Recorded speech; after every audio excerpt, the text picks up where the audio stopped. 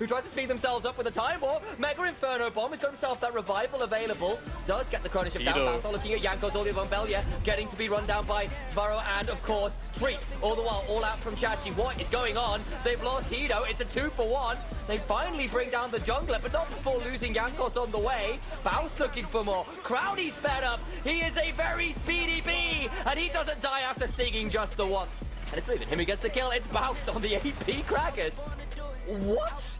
Music, I just get into it. I can't get influence when I'm the influence. No genre music. We go rap back to pop, pop back to rap. Country on the track. I was once broke, I was down bad. Swear I'm never going back. I'm from upstate where we see a little bit of this.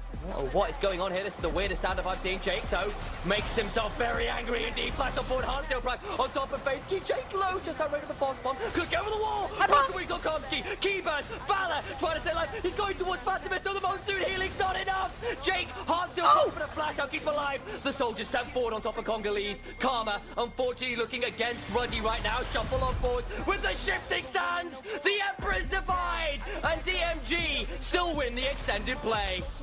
I level the score. Never gon' quit. Heard you seen some, but you never seen this. Bet on myself 8 times, no trick. Give me the loot. Word on my palm at the top of the game. Still on the shit. They kind of suck today. Equalizer the choke point. Trying the Weaver's wall. Knock up because the Poppy W is there and waiting for them. Steadfast presence. Instant answer bloodbath. Yunara gets the rumble. Kevo stepping on forward. Oh my god, hold on. Unlimited power. Quadra kill. Could look for another untargetable angle. Really keep it just me, I'm the best out. I don't try to keep up, I don't stress out. I don't cash no checks cause the checks bounce. I don't chap out that, I'm the best out. And I did all of this with a pen and a... 2 seconds on Jankos' flash. I don't know whether it's going to be enough. He's going to try and flip it. Shock laser across the wall down to 2K space. Scout of the week comes on up, and Nemesis also shot low. Can't do it. Sibis somehow sort of secures it with, I think, a boomerang blade. Chachi's going to pop the dominance, but they've already lost the trundle.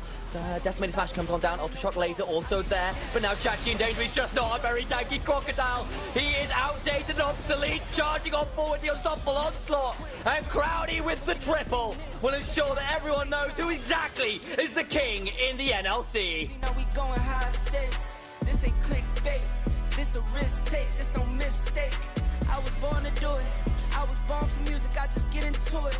I can't get influenced. Chains of Corruption have come forwards there. Monkey has been caught. They're looking for Nicolex. He's going to get caught by the knockoff. Icanis is able to find the kills. The curtain gets caught in the middle of the fight. It's 1 kill already for Bulldog. A huge magnet storm from Don Punk into the deadly Florist. They're answering out. But Dream's been able to find a kill as the teleport comes back and Hunt rejoins the fray. Protobel's forward, tries to find the R1 off onto Samsung, gets the shutdown. His health bar is obliterated as Bizgard finds the double in response. They find the scatter.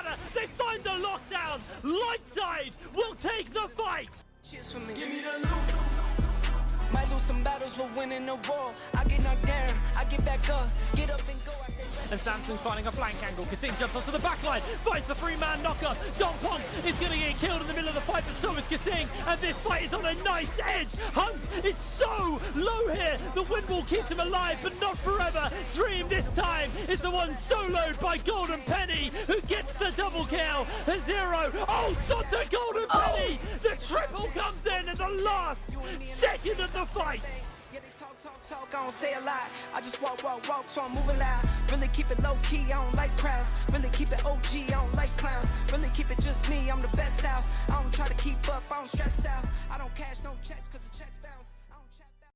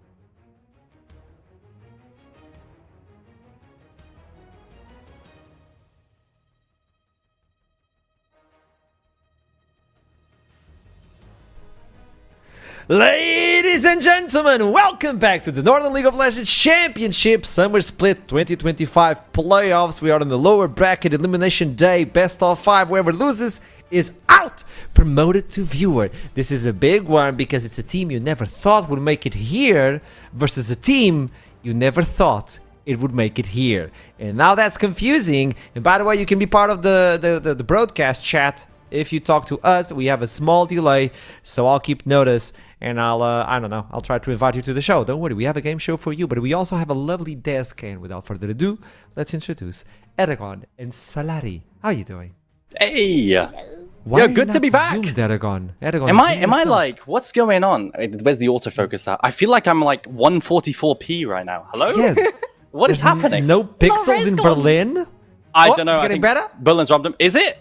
Oh, it is getting better. It's getting better. HD gone. I blame Berlin. Let's go. It is what it is. It's all good. Don't move too much, Aragon. Don't move too much. How are you doing, I'll stay Salari? still. I'm doing good. The only problem is it is a heat wave right now in Europe, so it's extremely hot in my room. I keep looking at the temperature and it's rising. And the problem is, today's games are not gonna be helping because I feel like they're gonna be really hot. I agree. I have a question for you, Salari. How many swords do you actually have? So there is 2 here, there is 1 small here, there is also 1 smaller one here. There is like 2 more that do you want me to bring out all of them? What I've the never counted hell? them. That's kind of scary, I gotta say.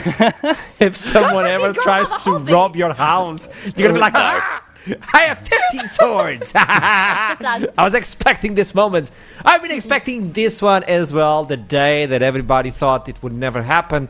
But it happened! Where are we? Let's show the bracket so you understand. We are currently on that little one, LLS versus Nord. Nord falling from the top bracket, upper bracket versus Los Ratones on a 2-1. And LLS just surviving one after the other. A complete beat up versus Chaos. Then they took down Bulldog. I think that could have been a 3-0 as well. And now they face the Phoenix. I don't know. I'm really hyped for this day. I know a lot of you are not, but I am. Outside of that, what about the LR versus Rich Gang next week? How are we feeling? Oh my god! Excited! Can't wait for it! Because first we had Los Ratones versus Nord, which is like, you know, the battle of the giants. But now we have a 3rd giant in the league in this split, Rich Gang, and they looked super solid throughout all their games. I can't wait to see them playing against Los Ratones. Yeah, I think we got 4 giants as well, right? Like, if you just take a look at everyone, Verdun, I mean, you can't really discount them. I think this lower bracket so far has been quite stompy, but really, the heat gets turned up, especially next week. I'm looking at that where everyone starts to clash down in that lower bracket. I think it'll be really great, because so far it's been kind of like 3-0s off cooldown, right? Which is, you know, it's a shame. Yeah, we need more. We need more. Maybe today we can get 5 games. I don't know. Let's see predictions to see if you believe in the 5 Hell no. You don't. You don't. Absolutely not. I see 3-0 for Salari. I see 3-0 for Aragon, but me in trouble. You gotta explain yourself. Archer, why? Why 3-1? We do have... Okay, I'll go to that message afterwards. I believe there's something in the mist for LLS. I might... I went 3-1 as the secure prediction. I believe it might even go further, because on one side, I think LLS have finally unlocked their potential. I think they can go higher, but I think they unlocked their potential, which might give them a game or 2. But I also think Nord is not there yet. Ooh, you know what my opinion of this? I think saying 3-1 is one of the most worst things that you can actually do in analyst desking and being an analyst in general for League of Legends. You know why? Because just commit, man. You're like giving yourself a buffer for 1 loss. You know it's going to be a stomp, but you're saying, oh, but what if they actually lost? You could be like, oh, yeah, I mean, I knew it wouldn't be a complete stomp, right? Just commit to your opinion. Say it's going to be really close or a stomp. There's only one way in life, and that is 3-0 or 3-2s. Wait, there's only 3-0 and 3-2 in life? Yes. Every single time. You saw me commit to it yesterday. 3-0 was right. I gotta read the chat. Reincarnated said, Salari has swords and Archer has a band-aid on his face. Sus. Salari, you have some explanation. True, actually. Hide. Courts.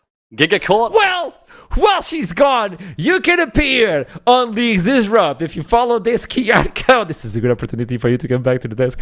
So if you follow this QR code, you can join us at the end of the month on Hovet Arena in Stockholm. I want to be there. A lot of people are going to be there. Duckling will be cooking pancakes, by the way. I don't know how, but he's going to do it. Aragon, what will you be doing? What can you provide to the audience? What can I do? Audience go. Yeah. At Stockholm? Yeah, you put me on the spot. I have no idea. I have absolutely no idea. I've never been to Stockholm before, so I can't do anything thematically. Do you know how to dance? Do a dance? No, I've got no idea how to dance. I can sing really badly. You can sing really badly. I make an insane spaghetti meatballs. Yeah. Spaghetti meatballs for everyone. It all sounds Swedish enough to me. For everyone.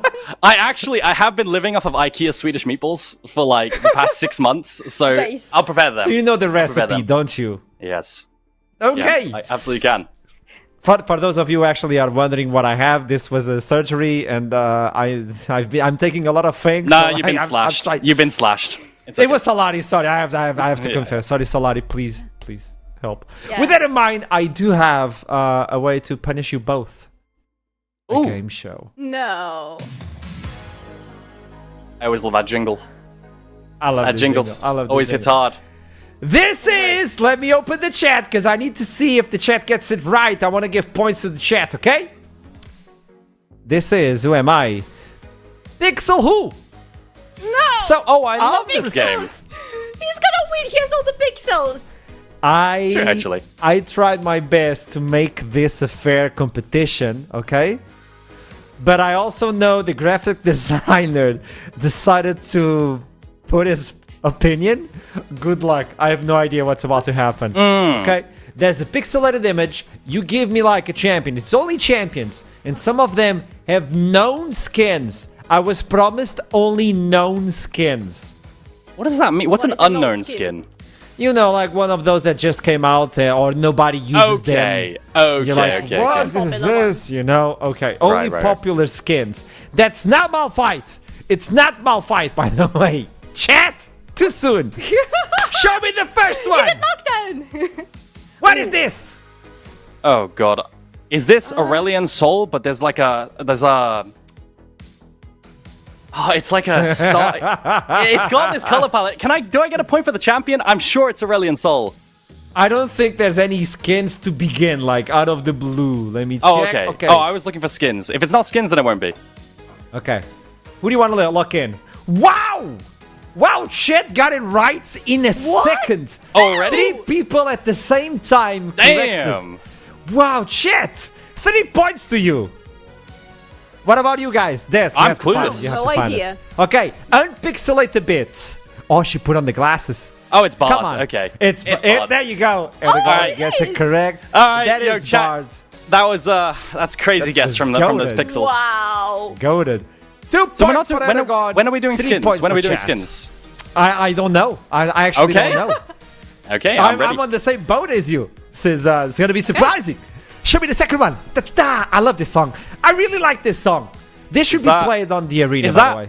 Poppy? It's Blacksmith Poppy, no? No. Aragon! That is so wrong! Okay. I guess not then. Salari, lock in. No, it's not right, chat. Not that one. Salari, give me attempt. It's not blue enough. Unpixelate a bit. Nobody knows. Oh, I still have no idea. me neither. I have no idea. Why is this so hard? I thought you were the goat, Aragon. I was, but you've made it incredibly difficult this time. No, chat, you're not getting it right. Do we have another Next. unpixelating thing? Do we have a third We one? have another level. We're too bad. We need some help. Okay. Come on. Ah, Solani, that's wrong. No, but like, what is happening? I don't know. Nope. Even from this, I have nobody no knows. idea. Nobody knows. Do you Chat know, got it Ocheron? right. Chat got it Ah. right. Wait, that's Don Punk is about to play and he's playing on the Don Pong! My goat, Don Ponk is getting it already? He's winning all the Wow. games today. That was so good, Don Pong. No, I'm I just- forfeit. I have goated. no idea. Reveal yourself. This is Corky, but It's upside down. Okay. We're doing it like that. That We're playing it wasn't like in the that. rules. All right. I'm just saying, chat has 4 points. Okay, you at, we'll do it Solari? like Where that you then. at? I'll keep it in mind. Next one. Present yourself. Oh. You know what's the trick to this game, Aragon? Is this picked Kane? No top laner. That is cruel. That is cruel.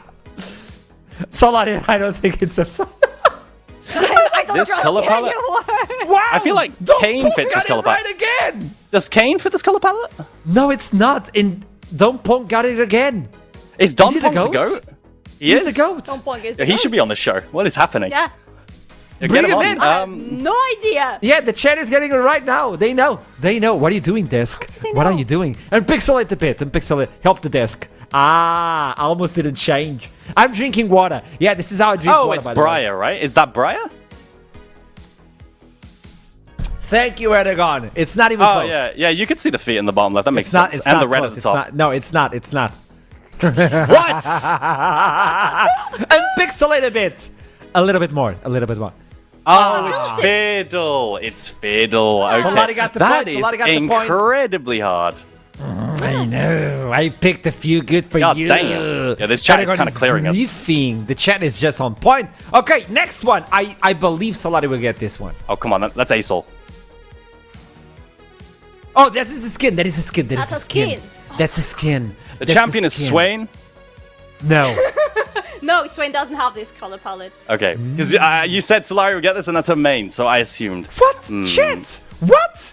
Chat? Trouble got it right. Initialize got it right. What?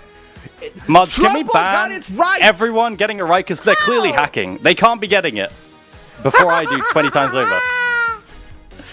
Yo, that's just you're ridiculous. Just a goat. And pixelate a bit. A bit. Is it Jana? Is it weather forecast Jana? Oh, that's Svolkas Jana. There you go. I'm gonna give 2 There we points go. for both of you because the chat is just beating you up. Holy The chat right now guacamole. is on 12 points. 12 points, chat. What does Okay. Chan get Desk. for winning? We're getting cleared.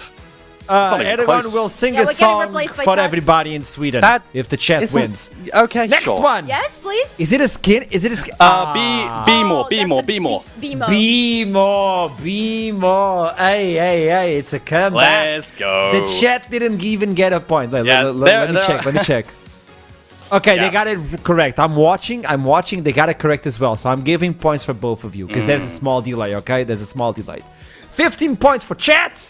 That's more like it. Meanwhile, the desk has 7 points. I've lost track of the numbers, by the way. Move on to the last one. This is it. All or nothing. Milio. Milio. Wait, Let's Solana, go. you don't see it? You don't see it? Okay, maybe. No, I Maybe. She doesn't see it. It is Milio, It and is the Mi- chat Oh. gets Okay, it now, right as well. That corky was some work, by the way. That upside down corky. Yeah. That I was actually cruel. asked. I asked to have an upside down champion. I'm so sorry. I'm a leave. Can we talk about Don Ponk? Don Ponk is just a goat, and everybody got it right as well in the chat. Chat. You win. Don Ponk on the desk. You win today. I don't know if Don Ponk is gonna win, but I'm just saying everybody Yeah, wins on the it's chat. a good sign. Good job, everybody. Hey, congratulations, desk. I hope you had fun. I think everybody on the chat also had fun. Do you want more games like this, chat? Do you want more games where we No. include you? No. You don't want I think they make me look bad. I'm good. Like, see, the thing is, when I beat another analyst, I get to live on that high for like a week, right? And if chat's involved, it's like 2 versus 50. It's not fair, right? Numbers okay. advantage. Everyone knows numbers advantage is the most broken thing in League. So, Hey, let's talk about the match. Nord versus LLS. Who figured this is going to be it? Nord versus LLS. One of these teams will be out of the equation not only for Summer Split Finals, but for the EMEA Summer Split. So that's why we're going to start with the big birds. It is Nords in this amazing roster you see on the screen. On paper, should have won it all, no? Yeah. On paper, this is probably the strongest roster, maybe apart from Lost Returns, that we have right now in the game, but yet we're seeing them in the losers bracket. Yeah, How I is think this happening? Tell me. it's crazy if you look at the match history. Getting completely wiped by Rich Gang and then also losing to Lost Returners. It feels like some of those games they really shouldn't have. And I also think losing to Rich Gang is also a crazy underperformance as well. So yeah, just shocking so far how they aren't living up to their potential, in my opinion. I'm gonna say it. I think Nord should have won versus LR, and I don't understand how they didn't. So in order to actually break it down and understand, we've brought on a specialist to investigate the recent series. Let me introduce you to our guy. Present it. Greetings, Archeron, and analyst desk. The name's Aragon. Detective Aragon. And I have something very important to say. I was sitting on my armchair, down to my last drop of my evening drink, and what I saw on that 7th of August, 2025 night, the Lost Returnes 2-1 over Nord. It was a sham. It was a lie. Can we not have a peek behind the curtains, please? Can we bring back my face, my beautiful face, with that graphic? Wait, that's your face, isn't it? Thank you. I'm going to present to you my case as to why Nord should have 2-0'd Lost Returners. Let me give you some context. 7-0 lead? Early game comp into a loss? Doesn't add up to me. What happened? Production, let's take a look at the first bit of evidence. They're still looking at top, by the way. I want to defend top. They're giving there. Dragon fully. We can do that. I will come help Do you want to look for TP, Papi, or you want to give top? No. I don't want to look for TP. Okay, then let's play defend on top, okay? Freeze that. As you can hear, it was at this moment that Treats called Eric Wesson. He called to defend top lane tower. Perhaps an underestimation? Or was it a sham? Was it a con? Did he know that they would lose on this defense? To me, that doesn't quite add up. Roll the rest of the clip. I think give. Yep, give. The entire team is coming here. Don't worry, I think we're fine. Yeah, Defend tier 2. Look tier 2 mid. Go push. I'm looking for TP, but it's like... I'm fine. I think me and Hiro can maybe play tier 2 mid. They're 1 health. Okay. Maybe someone. Let's hold it there. Looking good. A massive turning point for Lost Returners right here and Nord, as Eric Wesson fails in his shot calling and calls to defend a tower, which brings a massive swing of gold to Lost Returners.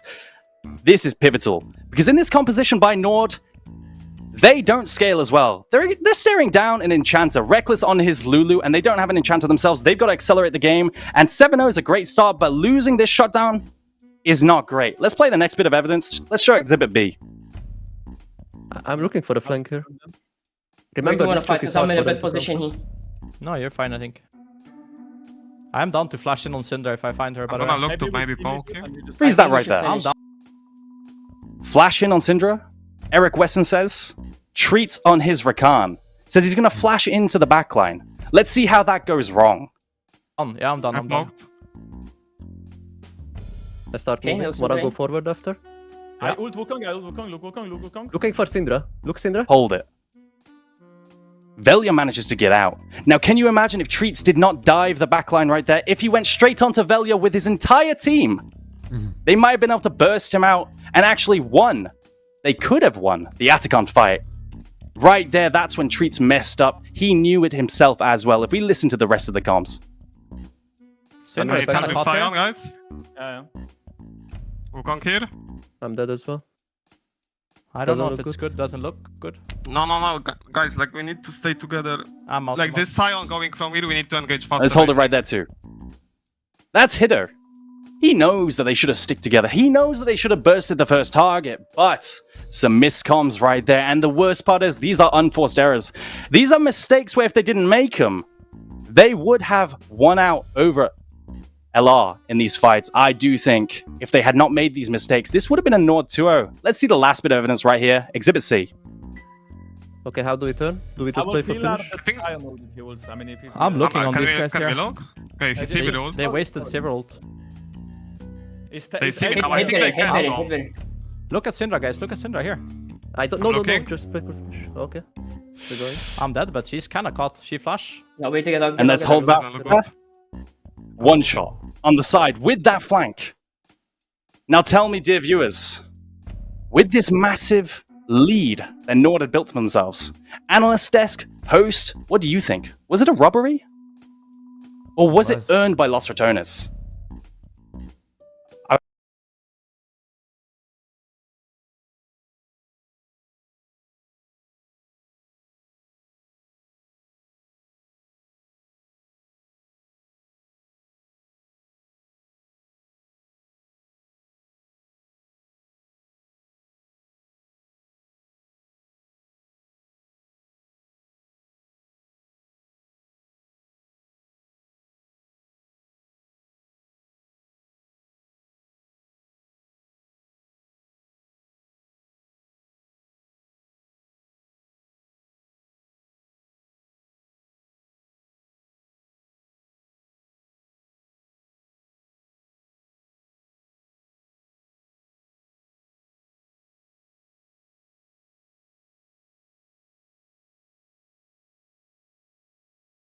Being in a very rough matchup there on the top lane, that he's losing constantly 0-3-0 for the rest of the game. This Jack's pick for Baus was not able to do anything, and you know how much Los Ratones rely on Baus, both in his wins and his losses. It's either he wins and carries a team, or he loses but the team finds something else to do. Here, however, they couldn't find anything apart from the first two dragons that you can see on top. All the other objectives went into the pockets of Nord, and Nord have established dominance everywhere on the map. They had a really good pick for Zviro. It's his Talit that he's really famous for throughout this year, that he felt super comfortable on.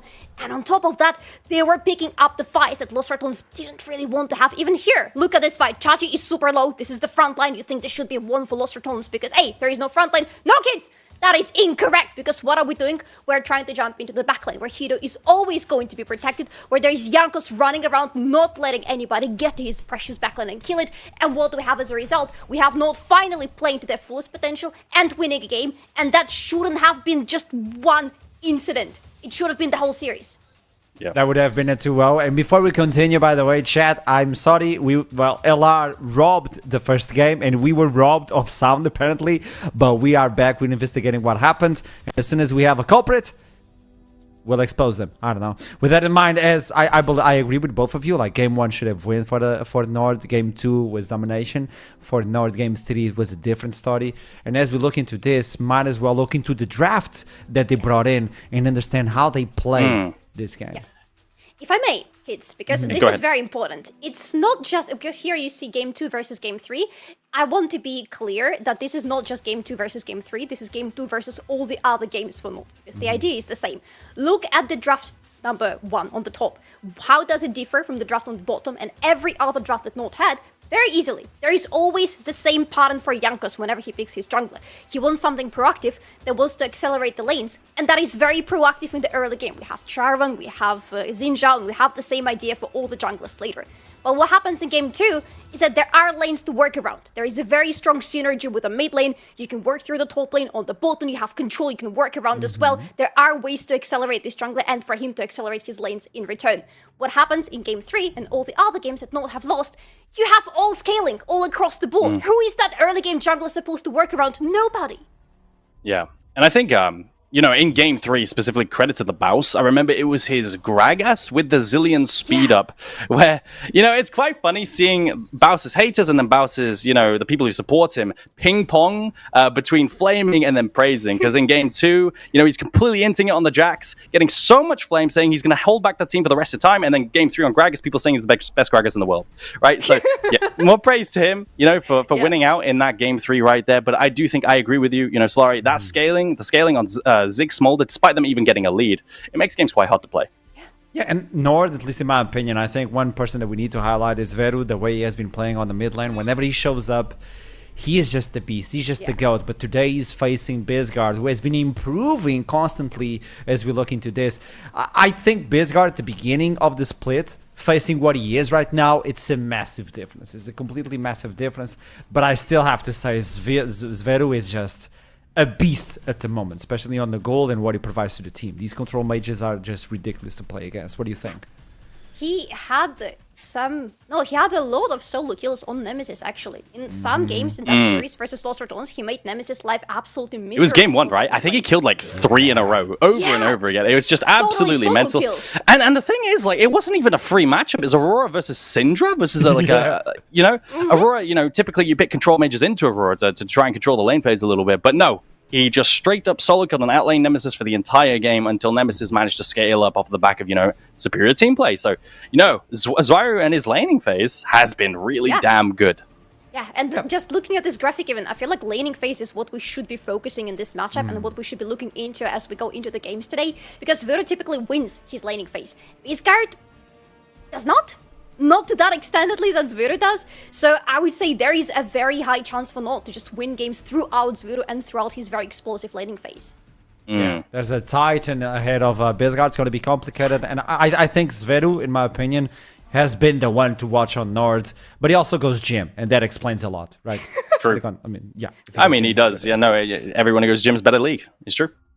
Easy. You proved it versus Captain Sexy. I don't think he goes gym. There you go. When we talk about LLS, though, they have improved massively. This is a team that has been showing up. Don Ponk, the winner of the game show, by the way, we haven't seen him on interviews. And Samson, I gotta say, I don't know what happened with that picture, Samson. I hope you're okay and healthy.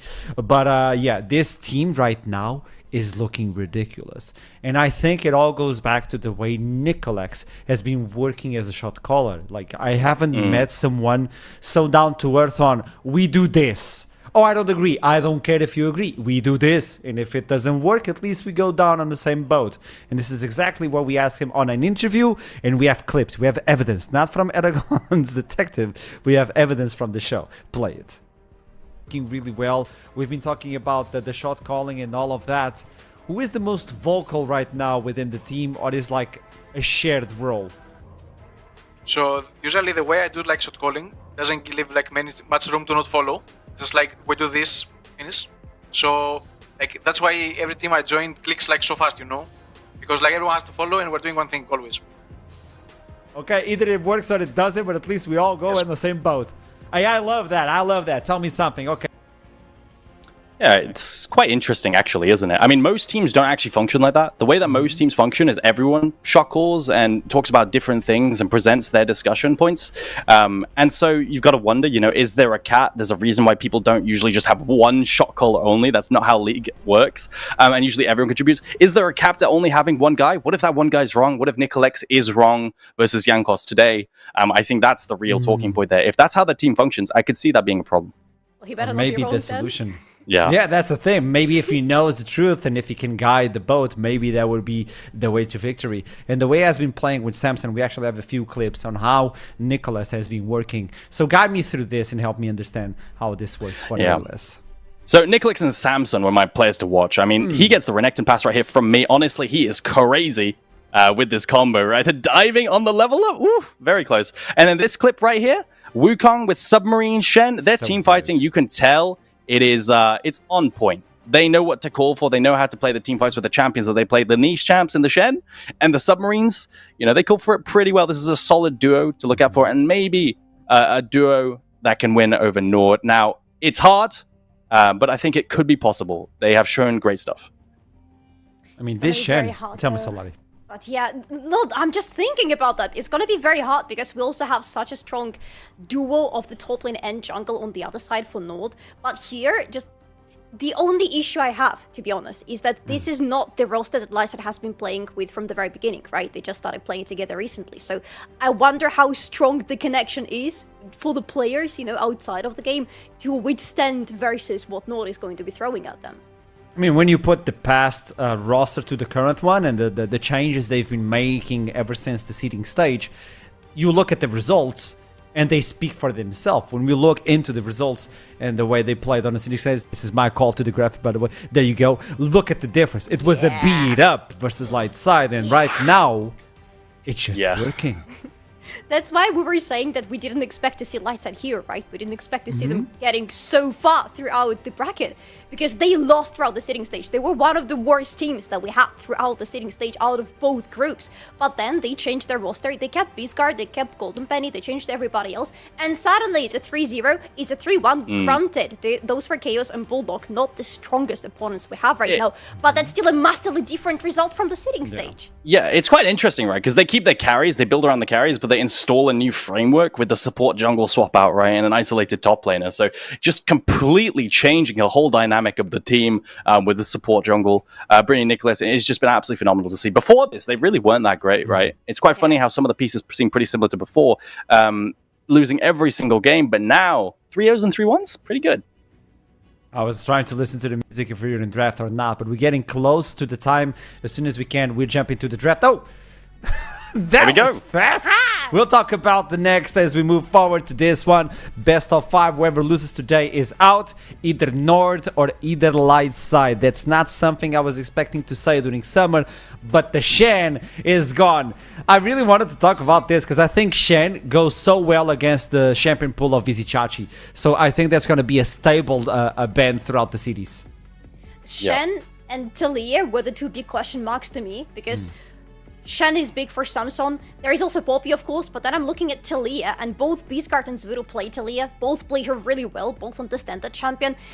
Granted, it not on the blue side, I feel like it's a very comfortable zone for them to just first pick Talia. Yeah, I think Talia definitely... You have the answers into, like, Orianna into it that Bizgod could pick up. But we'll see if they want to handshake that. There are other options right now. Varus is open. Yunara is open. I think this champ's incredibly OP. Trundle's also open. Lots of OPs that can be handshook. Rumble as well, depending on what Chachi wants. Potential options. We'll have to see what they want to trade. Lots of target bans coming too, but that's Zwairu's Aurora. Usually this isn't even seen in game ones, by the way, because there are answers available, like the Ori, but he was winning counter matchups. So Zwairu Vizichachi with the Aurora flex, it will probably go to Zwairu there. Yeah, I believe Bizgard has to play a little bit more safe during this one. He has to respect Zveta. Tell me, Solari. He didn't just do that. That is literally the repetition of Los Retornos versus Node game 1, because in game 1 there was also Aurora for Zvoodoo into that Syndra for, well, it was back then for Nemesis, but here for Bizgard. I'm not sure Fast. So, this is extremely fast. Really, really quick. So these answers, Jarvan's great into Trundle and Syndra. So clearly they prep. They know they're going to pick, LLS are going to pick an immobile control mage to answer the Aurora. But then they've got the Jarvan to punish the immobile control mage. It's a sequence they know was going to happen. And then they pick up Gwen as a general, really overpowered top laner. The best answers into Gwen include range champs, but they've just slammed the Yorick. This is a good lane for Gwen to be able to scale up in. And a bit of comfort, as well as some counter matchups, and an OP pick with the Trundle for LLS. And they're taking away the Yorick from Vizichachi as well, because... No, wait, no, there is no flex anymore available for Gwen. I'm just looking at it. No, they're not taking it away. They're just picking for themselves for Samson, hoping to have some... It will be taken away for the future series, the future games, though, which is a good shout as well. Yeah, that is the beauty of the Fearless draft, right? You're just taking it now, and then Chachi is never allowed to play that ever again. Yep. I'm surprised Varus actually goes through. I'm very surprised Varus goes through. Usually it's picked up 1, 2, 3, almost always. The champ's incredibly overpowered. Best bot lane in the game. And we'll have to see how that goes through. I could see a Varus on 4 here, just to get another strong lane. You can go on here if you want to. And then you have a source of DPS as well for LLS. Support's being pinched. Usually you see Rakan banned into a blind Alistar in top tier League of Legends right now. So LLS could be considering that on 4 because Alistar blind is relatively popular. I would say it's probably Varus or Alistar here on 4. I think Golden Penny goes for Varus. Tell me, Solari. I'm not a fan of the idea of Golden Penny going into Varus. Not because I doubt Golden Penny, but just because it's going to be another immobile carry for the light side. And they already have so many ways of getting into the backline rather quickly and to lock down that immobile carry. Yeah, I think that alternatively then, if we're going off of your line of thinking, we could lock in the Ezreal, right? That's a potential option. It's great into the Jarvan because there's less value with the dashes. As this is an early Jarvan, you could go towards that. Corki is banned because it has a dash and is probably the best champion in the game with a dash. Lucian has a dash. You could go towards that as well if you want to, but Ezreal, Lucian are the ones that you want. Unless you pair off something with like a Peel in regards to like a Thresh Lantern or a Tom Kench Eat. Usually you want to blind pick an AD carry with a dash here. You're absolutely right. That was not bad. The Lucian could be a good swap because you know they're going to be on your face, but they're actually going for the immobile. As a lot of you stated, this is dangerous.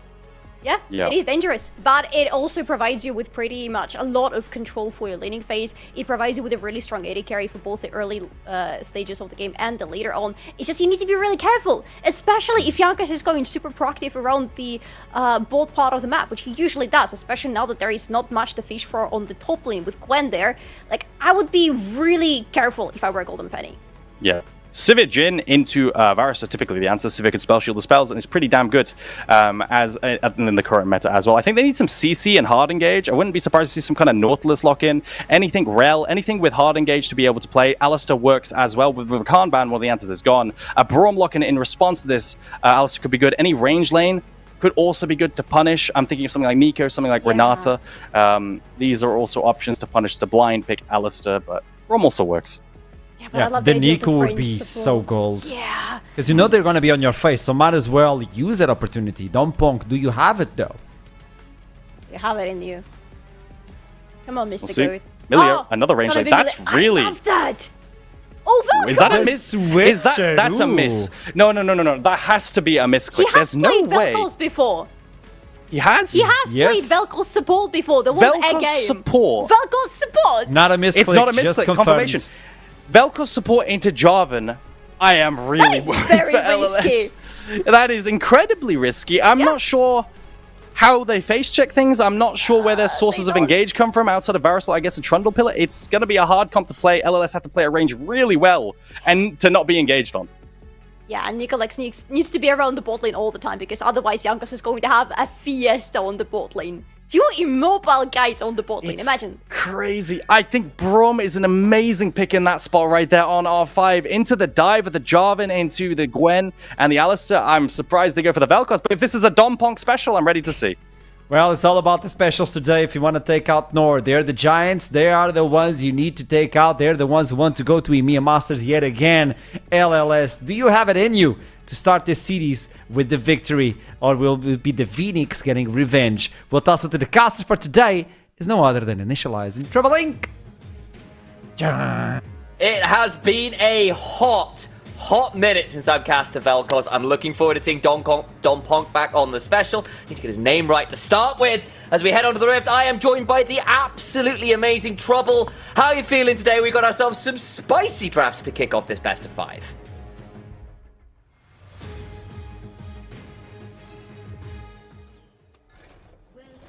Yeah. And apparently I did the classic trouble as a LLS. I'm heading into the bush. 5 man, level 1. Unbelievable. Nice word from Treats. As Very we spotted. important. So, Yeah, you're right. just if I'm Yes. excited, I'm very excited. Everybody knows about Nord, but not a lot of people know about LLS. But what they should know about LLS is that they shouldn't even be here. They're considered like one of the lowest teams in terms of ranks in the NLC. And the fact that they have like swapped 4 rosters and are now Every looking split. very, very, very promising. They swapped 4 rosters in one split. And now they're looking I mean, promising. basically, Like, I'm excited to see this. Like they emergency sub in their coach switch out supports in the last week of seeding. It's looking over. They lose a best of 5. They are into relegations. Like it was a doomed split. Yeah. And they are all the way playing up against Nord. Yes, Nord are very clearly favorites. Nord, in a lot of ways, we saw that Detective Aragon segment from our NLCSI department, ensuring that, we say, look, in some ways it might have been a bit of a robbery that Nord are down here, that Lost Ratones managed to nab it away in the mid and late game and some issues with the comms and stuff, but all the same, Lightside are here to play, and, the likes of Nicolex, like, you've known this guy from back in the Greek scene, like, 5, 6, 7, 8 years ago, subbing in from the coach role to be leading Lightside to this point, and by all accounts, like, he's been literally schooling and coaching the team on the Rift. I mean, I'm going to say only one thing. Wait, hold on, because they might be looking for potential level 2 into a dive, Hito. Yeah, just get a decent chunk. We're doing the story bonk. time, and Nicolex is doing weird things in the jungle, which is what we were asking for. Right, so just to know how long this guy has been playing for, I reached out to the Rock 7, who's now a KC coach, but he was also coaching Nicolex back in the day, I think on Team Phantasma, if I'm not wrong. His response was literally, he is still playing? Question mark. That's how long he's been in the scene for, okay? He's been in the scene, I think, for like 10 years.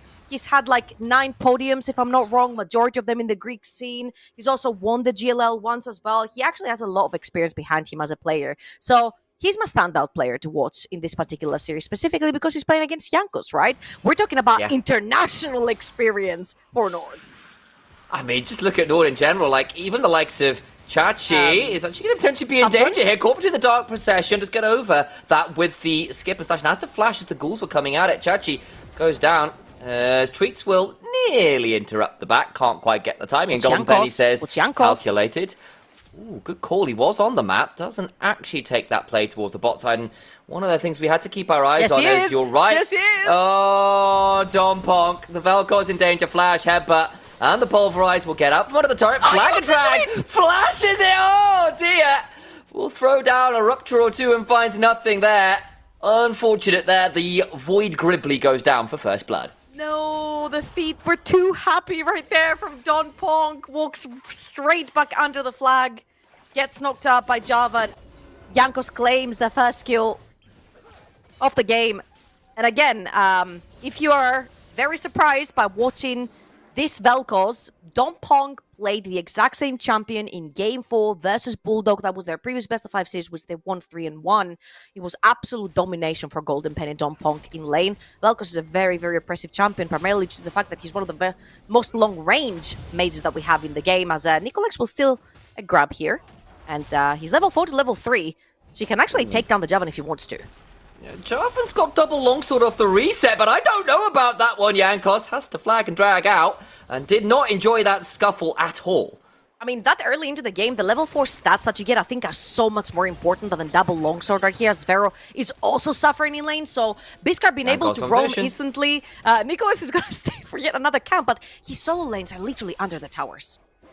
Yeah, look where this Yorick is coming down from. He's got the wave shoved in enough to contest this. They've got the control ward to try and ward out what's going on. TP back into the mid lane. He's going to throw down the frozen domain to give themselves that extra move speed. Jankos, shield goes down, lands a dragon strike. It is a heavy contest. Vero with that reset Dark Seal. He's going back again. He's just not leaving bot side though. We've got to keep our eyes down here because of course the double range is putting a lot of poke down. Spell shield on that piercing arrow does a fair amount of work, but trying to leave and blow the flash. Not sure who the hell got the wolves. I think in the end it was Jankos. It was Jankos, yeah. Looking at the numbers there, so gets away with it, I think is what we'll say. Yeah, 3 camps up for Nicolex right now, and he's going for the double scuttle, if I'm not wrong, because right now he's pretty equal in items. He has an extra dagger in his inventory, so if he was beating Jarvan before, now he's also an extra item up. But due to the rotation, he had to reset, grab his items. I think the Scuttle Crab is going to go over to Jankos, at least on the bots of the map, and Nicolex will be happy with just taking the rest of his bots out of the map. Now, talking about Jarvan being on the bot side, which they should be very aware of, I'm looking to see if Nicolex will respond to this.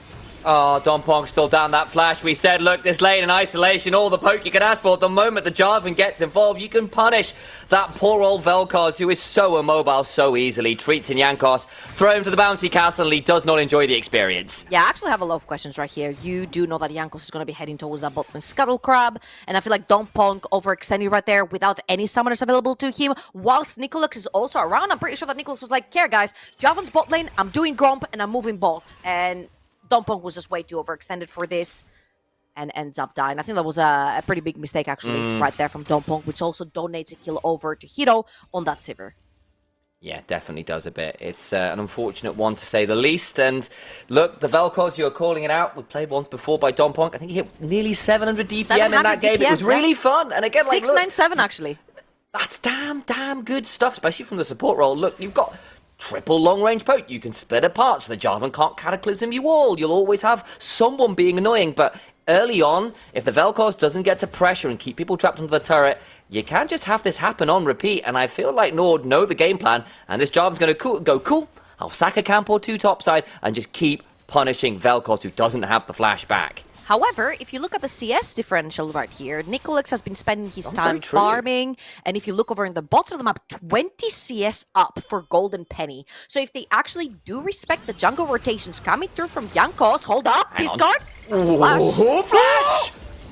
And gets out alive from the unleashed power. Shotgun comes on through. The bunny got a gun. Yeah, I mean, Zvero solo killed Nemesis 2 or 3 times, if I'm not wrong, in their LR series. So he's an absolute monster when it comes to laning phase. And I think for Biscard, we have been criticizing him a little bit for his laning phase. His CS in the way he handles that early game for himself. But yeah, again, Zvero has been one of our best mid laners that we have seen, even when he was subbing in for Nord for those 2 games over in spring. Come back and been here with a vengeance, been one of the most consistent members of Nord, who I think in some ways didn't quite live up to the hype that potentially people are expecting. Like, you've got Chachi, Jankos, Ferro, Treats, some of the most experienced players in Europe and beyond, and Hido, a hot prospect AD carry coming back to the NLC, and they never really, outside of course, a little bit of a scuffle over grubs right now, so maybe I will pause on story time, because what really might be important is Nicolex forced to flash as the needles come on down. Cataclysm as well. Treats is here. I think that's just a dead Trundle, and the moment I start saying, well, maybe Nord weren't living up to their potential, they go and murder someone on screen for go 4-0. Yeah, this rotation right here for Grubs was a little illegal. Treats was first on the rotation. Don Ponk had to actually run all the way from the bot side of the map towards the Void Grubs. So once Nicolex flashes the initial ult from Visitachi, then Jankos just basically puts his walls up and Nicolex cannot go anywhere. Kill goes over to Void Grubs go over as well. And now Dragon is the one in Nord's sights. They just have to free Hido from the bot side of the map because it's just constant pressure with the double range between Dompong and Golden Penny. And when Lost Returns did manage to get that win over Nord, it was at least in part off the fact that it felt like Crownie in particular managed to get significant advantages over botsiders. Surely not indeed, though it got a bit dicey there as that blue buff fracas began. Jankos will instead start up his red buff. Zvero, though, is coming on over saying, look, you don't get to just clear out our vision for free like that. How dare you? Yow. Zvero is level 8, haunting guys in the inventory, a bunch of extra HP, 2 levels up on Nicolex, who has a Sheen and a couple of longswords. So if you do get a pretty good trade onto the Trundle, then it's going to be very dangerous for him to walk into this river. And I think it's dangerous overall, right? Because even though Dompong and Golden Penny have had majority of the push down bot lane due to the nature of the double ranged, it's just been very scary to walk into this river and to face check, because even though you are pushing, you're also very squishy with not a lot of setup. So if LLS are not first in the objectives, it's just very difficult for them to push through Fog of War and face check a Javan per se. At the very least, they want wards down, because they want to be able to hit people with all of their long-range skill shots without having it return fire, or without making it easy to dodge them by just being stood on vision, right? Makes it a lot harder to land those important skill shots. Mid lane, Ult just got popped. I think the Trundle's around as well. We're getting ourselves a mid lane 2v2. This guard seems to be getting out of there. Ult was burned by Zero. Didn't get anything more. I think Nicolex being around will have warded off too much more action. There's a few resets coming through. I feel like both teams have the Dragon on their sides, which is going to be the first one of the first map, as a lot of people call it. Reference back to CS. This is map 1. I say that feels like an FPS, 5, right? ism. All right, as Dompong is helping Biscard right here. I really like this, even though they did miss. Oh my god! Okay. They nearly got that. But Sphere still has TP. So Dompong has to commit his ultimate to get priority in the river, to put down those wards you were talking about earlier on. But Sphere is just going to burn through his mana pool and just TP back into this. Jankos is also around, so Nord can very easily just brute force themselves in, saying that Treats, Spellbook, TP, he's coming in. Gonna have the contest, double TPs flying from different angles. Sivir also roaming on up. Jankos is around, clears out the ward, can look to try and turn this one around. They look for the stun onto Jankos, who's just bounced around and eviscerated. The weak is well and truly scattered, and Jankos is there by his lonesome. The rest of the team not quite there on the right timer. And Lightside get the dragon and an extra kill. Again, reminder, Velkas plus Varus, they do not have a lot of setup to walk into an objective blind, but think of it as a Caitlyn Lux lane. When you're first to the objective, hold on. Never mind Caitlyn Lux lanes, one of the ways you punish them is just engaging beyond their range. And Dompong suffers, flash heal blown and dies for it. Yeah, we'll say the positioning from Dompong this game hasn't necessarily been my favorite.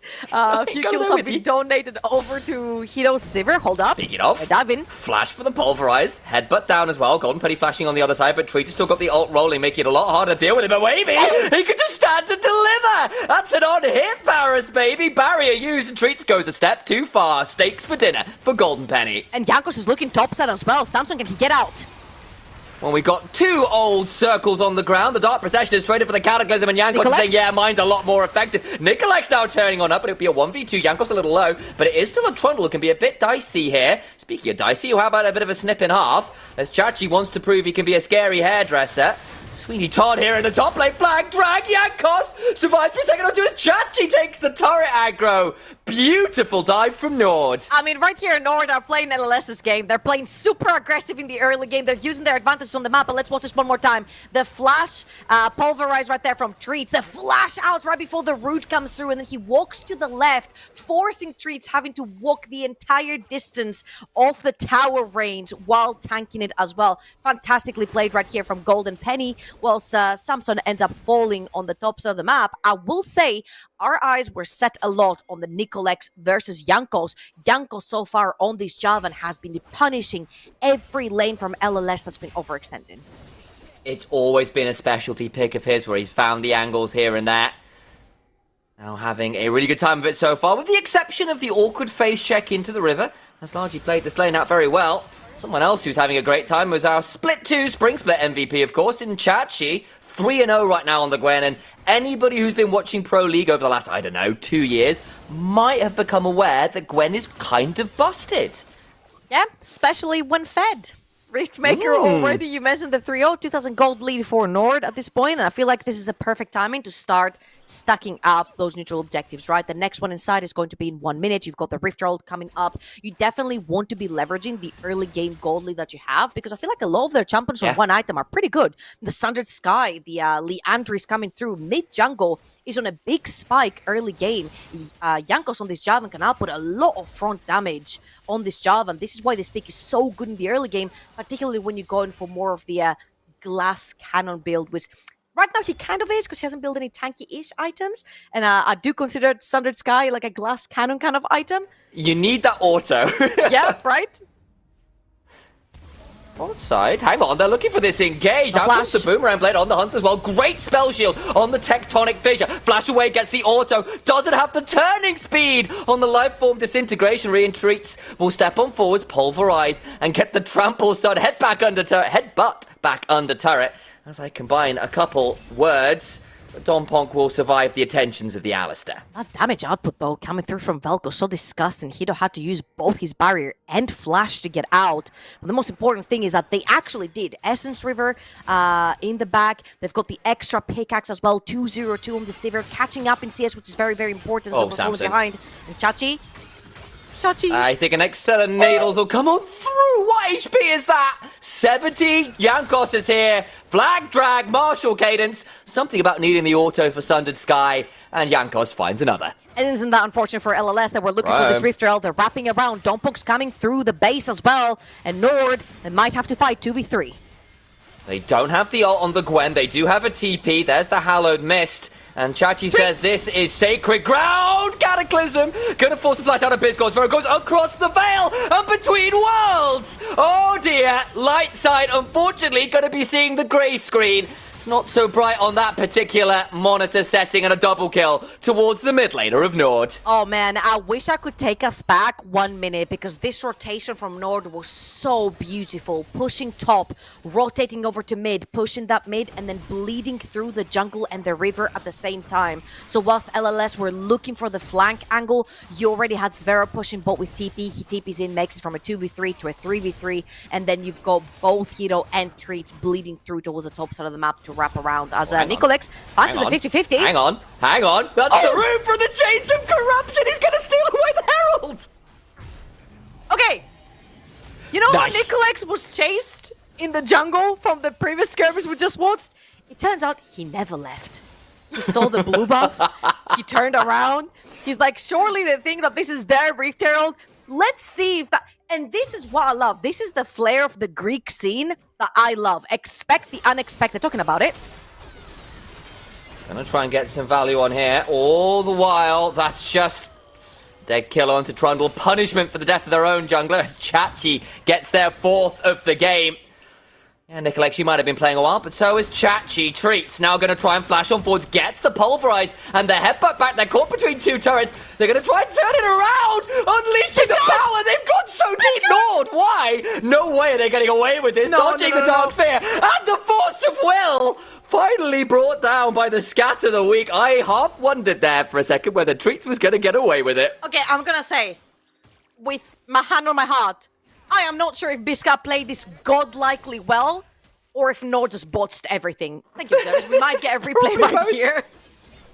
So, expect the unexpected we're talking about from Nicolex. He didn't expect that. 2 levels up on Chachi on this Gwen, and let's watch this one more time. They'll push in the wave. There is no more ult onto Chachi.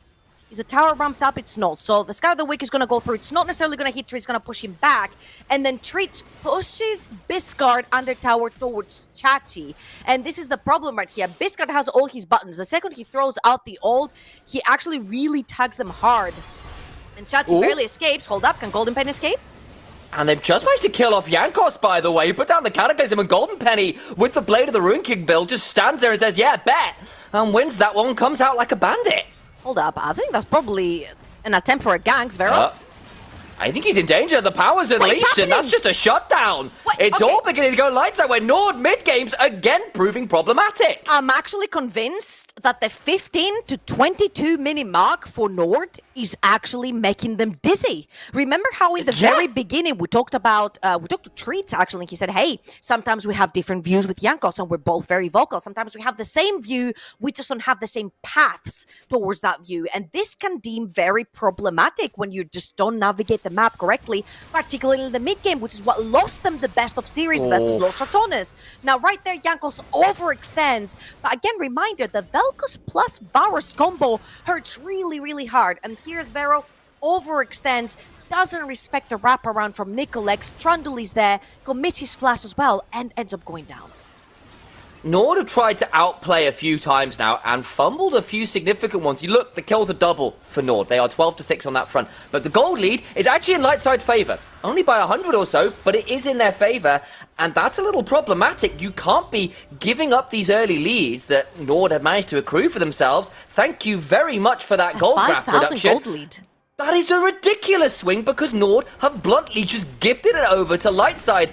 I think we need to get Detective Aragon back because I think I've just witnessed some very criminal behavior. Give him his monocle, give him his stash back. He needs to do some more investigating right here because that mid-game is kind of sussy coming through from Nord. Of course, the uses of the Reef Trail right here, very quite simple. You take the tower low enough, one bop is going to do it. That's exactly what happened right there. LLS are opening the map slowly but surely. Next objective on the map is going to be that Atakan towards the top of the map. But also, from what we've heard around, it's not the end of the world if you drop Atakan as well, right? It's not that much of a difference right now. And I feel like, particularly for LLS, again, they don't have the setup. If they're not first into the objective, I don't think it's worth face checking something like a Javan. Hito? Hito. Is he in danger? He's got flash. He's got ult. He's going to try and hold on to it. He saw the blast go back towards the team. Now he flashes, but is it too little, too late? It is! Oh, Hito, you can't be making those mistakes. And Needles come on down, but Golden Penny survives. Biscard in danger, likely to get shut down. But another one of those Void Rifts is coming because Don Ponk is the one exhausted because the Vel'Koz is that secret hidden threat. Ends up being the 1-for-1 AD carry for mid laner, but Treats has no longer got an ultimate, and he's looking oh so juicy as Samson gives him his last rites, and the cow is buried with full honors. Okay, Nord tried to do the multi-flank angle, but it doesn't quite work out because LLS possess so much more damage when it comes to isolated skirmishes. So let's watch this one more time. Nicolex will fight Sivir. Why is the pillar so OP? That's why, because he gets slowed, has to walk around, and then gets blast going in. What's Golden Penny? Visit Chachi, found enemy AD carry. While this is going on, this card is too overextended on the top side of the map. So all those individual fights that Nord can't actually manage to find the kills on, LLS that are faster on the damage and faster on the trigger get to isolate them instead. And now Yankos is down the flash, Hito's down the flash. It's not pretty stuff. At the very least, Veros will be coming up soon enough, but is it really going to change all that much in the grand scheme of things? You still got this Gwen with a significant lead, could still be the carry threat, but that is now an 1,800 gold lead in bot side. I recall similar leads from the likes of Crownie in the series before. I am looking mid lane, where this Syndra is stacking quite happily, is even with Fyro, despite the Aurora being 4 kills deep. This is a very winnable game state for Lightside. Nord have let this one slip away from a very comfortable game state, bluntly, by overplaying too much. Yeah, That is actually very, very true. I feel like their early game was spot on, and again in the mid game we see that maybe it's decision making, maybe it's button pressing, right? We can't know 100% because we're not listening to them, but it still looks very, very shaky. Now LLS, the first in the play, they get to set up very, very powerful. You walk through those choke points when you've got a Syndra and a Vel'Koz, they'll just melt straight through you, right? There's no easy way for Nord to walk into them. They might have to burn, Alistar ult or what is not.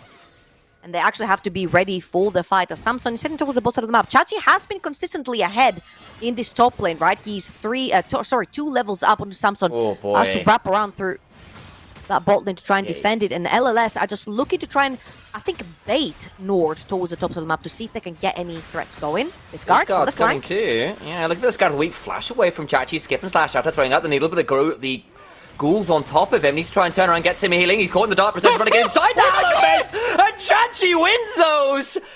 1v2, he's finally brought low, but not without taking the Syndra with him. Nah, if I'm LLS's coach, I'm bringing out my inner clear love. I'm slamming my hand on the desk and I'm like, what the heck are you doing playing melee into a Gwen? This was not a Need great to get move inside the W, coach. right there. Yeah, not great from Biscard right there. He gets the slow. Samson flashes for it, right? And Chachi turns around. So he should just let Samson deal with this. But he just walks melee into a Gwen, and Chachi loves those odds. Does end up reducing the gold lead between him and Samson a little, because Samson got the shutdown. That was a 5-kill Gwen before she died for the first time. Okay, let me tell you what. You know he what? was gonna get the shutdown anyway. But hey, let's feed one more kill before he gets the shutdown. Sure, That's right. sure. That's right. That's the Does battle actually strategy. fun Samson is Shojin. You take what you can get. Right. Of course, Chachi's still very scared with this game up that additional level, and we'll see how things roll out from here, because we are kind of in a curious position. Lightside now actually up over 1,000 gold, but Atakan just being started by Nord. I feel it. I can smell it. It's the burgers. They're being flipped, Georgia. Yeah, but look at Treat's angle right here. He's got the angle through that jungle. He's got the flank. Right. Golden Penny. Golden Penny. Oh, he's in danger, but he goes 1 for 1. My God. Dompong trading out with that Aurora to make that kill even. Nicolex and Dompong are caught in the Baron pit. It's looking pretty ugly. Throw out some Void Fist. Won't get headbutted over the wall without flash out. Nicolex also trading bits. Scout of the week over the wall. Double flashes burn. Treats also with his ult now burning. The life form disintegration ray. Won't fry the cow too much as Chachi begins to snip. Will throw down some hallowed mist, but they need to back away as the pillars forcing flashes out of Nord. Lightside want this. Across the veil goes viral. This bunny is looking a little bit scary, but Samson throwing out some last rites, and Hino is buried where he stands. That was fantastic. Again, Nord, I feel like Jankos has been overextending a little bit too much to try and find the engages, and Treats wasn't quite in position. We said, hey, Treats is preparing a fantastic flank, so if LLS push through the river, he can actually find their backline, but then Jankos had a different angle towards the top side of the map, and this is how Nord got split and chased down. Now, next objective is going to be second dragon for either team that manages to secure that one, and LLS are exerting a lot of pressure in this river. Chachi is around, he's hiding in the bush, and they're waiting for Jankos, but Jankos on the top side of the map, so Nord have to drop the dragon. Treats had Spellbook. I wondered whether he might switch over, but would have been a step too far, and now the gold lead is 2,000. Georgia, I seem to recall us going, Lightside should never have been here. Great comeback. They're switching all these players, but realistically, we both voted 3-0s, 3-1s. We were expecting this to be a very Nord-dominated series. This is where the road was supposed to stop for Lightside. Yeah, They might just be about to win game 1. I'm actually really excited for Lightside right here. Samson is trying to escape. Cataclysm. It's a And he's 3v1. stuck. I don't know whether Yorick wins out. The ball is in the picture. Response comes on through. Weak side play going wrong for both teams. You know what's funny? That's the life of a top laner, baby. As Rifter gets that, he's like, guys, I've got TP. Never mind, I'm not alive. Screw that. As LLS are looking for the tops of the map, Biscard is actually going to TP into the Baron pit, and they're looking to contest the Atakan. That they are. Keep your eyes on the Varus with that Chains of Corruption. Nord just don't have the DPS check. They're giving it up to earn the Summoner off of Bisgard, who teleported in. Hang on, it's still aggro. Do Lightside want this? I think they do. Jankos is around. Golden Penny and Dompong are playing way too close to the wall without any vision. my Now the gosh. vision's going down.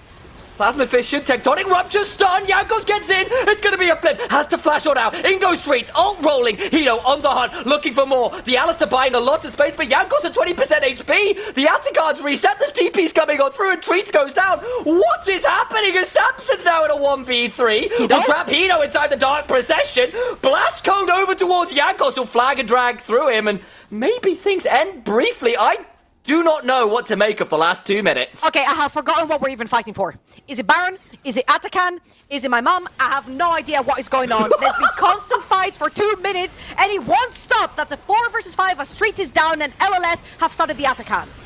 Blood for the blood god, skull for the skull throw, entertainment for all the NLC viewers, shut down onto Golden Penny, Lightfall disintegration rate, trying to kill off Hino, the Void Rupture does it, but the problem is on the other side. Jankos does pick up Samson. It's a 2-for-1 right now, but reminder, Treat still in base, makes this a 3v3. Oh my days, Biz gone so low, Atacard so low. Are they gonna flip it? I think they are. Chachi's keeping an aggro, and he's also so low. Hito's taking some aggro. Plasma Fission from Dongpong could prove lethal at this point. Void Rift comes on down. Jankos shorts the flag and drag. And the Vel'Koz is still alive, just about. Trees now coming on over, down to 1,000 HP. The smite comes on through. Nazvaro in danger. May need to try and get across the veil, but I think the only one he's going to is the Afterlife. Nicolex on a rampage. Drop the replay right now, DJ. Let's watch this one more time. 4 versus 5. Chachi finds the angle in the backline, but look at Dom Pong. Constantly in a tri-burst that's been warded. Stops Vero, stops Hito. You know what these two are? The main carries from Nord. Instantly taken out of the picture. And when you're playing 4 versus 5, these are the 2 members that you want to protect to put down the DPS, and it wasn't quite the case. That Vel'Koz has been a secret weapon from LLS. Allows Nicolex to play so aggressive right here. The zone control, the Biscard comes back through with a fantastic Scar of the Week. You take out Jankos, you take out Nord's Smite. LLS are playing so fantastically well in this mid to late game. Atakan theirs, 2 dragons in the bag as well, and a 4,000 gold lead from a 5,000 gold deficit. There are LEC champions, MSI champions, world finalists on Nord, and some old geezer from Greece who subs in at the last minute, is out jungling, is on a rampage and is starting up Baron. Lightside might be about to start up a very exciting upset. The problem is, Nord are going to come on over. They don't see a lot. Thank you for that picture-in-picture. Treats and Jankos are around. They need to get in here. Not stolen. Treats went looking with the headbutt, but can't do it. Baron secured. Nord looking to try and find something on the exit, but Lightside saying, yeah, I don't know whether you actually want this. Blast goes around for Chachi. Hang on, there's a reset from Golden Penny. They don't have the AD carry anymore. Pillar, Void Rift. Jankos still around on Vision. Do Lightside still want this? Despite being down their AD carry, you've got to wonder. Force of Will! Oh no, the Hallow Mist is gone! And Chachi oversteps. Hino at least gets the mid lane turret, but it's ugly stuff. 40 seconds or so until Dragon spawning. That would be sole point for Lightside, and they want this with the top laner down. Oh boy, someone get Nord on a podcast, because I have no idea what is going on in their comms right now. Zvera was back in base, Chachi was dashing in, and then Jankos was wrapping around on 50% HP. Now Hito gets caught while pushing that mid lane. He gets pushed inside the enemy jungle and gets taken down. Nord are being pushed to their limits by a team that was supposed to be last in the entirety of NLC. They were supposed to be last. They changed 4 rosters in one split, and they look so strong playing against Nord right here. I'm actually really freaking excited for them, because that's exactly what I wanted to see from this organization who was about to be relegated. Now Nicolex and Biscard are going to push that bot lane with the remainder of this Baron buff. And I'm expecting them to bleed through the jungle straight towards that dragon that has been started by Golden Penny. They're going to start up that soul point. Base not quite broken, but game significantly in Lightside's favor. I mean, it's really hard now, right? Yeah. The range on the side of LLS, unless Golden Penny and Don Pong overextend, it's really difficult. You'll see Jankos constantly overextending to try and reach, right? But unless Visit Chachi's Vero have some sort of flank around angle to catch either the Vel'Koz or the Varus, it's just really difficult to play them front to back. You'll just never reach them. Unless Hito can burn through a subjugated Trundle. Yeah. It becomes really, really difficult as LLS are using the last bits of their Baron right here. You'll see Samson is pushing that top lane wave, and LLS are going to crash in that mid lane wave as well. Last outer tower remaining is going to be that top lane. He's building up the wave really nicely right there, using the Baron buff, using the ghouls, using the Maiden. I'm expecting the rest of LLS to sort of try and play what they're doing right here. A little bit of nuisance over in the mid lane to push both ways. Oof. Important scout of the weak block there by that spell shield. Jankos flash for the Flagger Drag, gets on Downpong, but they just flash away. Nicolex is low, but my god, the healing! Trundle might still be in danger of the 1v3. Remember, there's still 3 items coming on through for North. They are pretty damn scary. Treats is trying to get some value. They are going to trade out 2 here. Nicolex and Samson down the hair is Sean Downpong being run down. Void Rift down the moment we started to praise him. It might just have been a curse of the cast of variety. And they lose 3 on the attempted shove on the base. And the first Blood King from the Dark Ages rises again. Jankos finds the Cataclysm that forces instant double flash from the 2 bot lane carries of LLS. Reminder, we said if he finds Golden Penny and Dompong, there's a chance, and that's exactly what he did. They overextend. They should have played to crash that wave mid and play for Samson for the last tier 1 outer tower that remained. They didn't. They go greedy and they go cool. That helps swing the goal back a little closer. Only 3,000 different. Nord, again, you've still got a Gwen. You've still got a Sivir. They both got 3 items. Chains of Corruption just wide. Now Treats looking under the turret. We've seen some misplays under turrets before, but this looks easy as you like.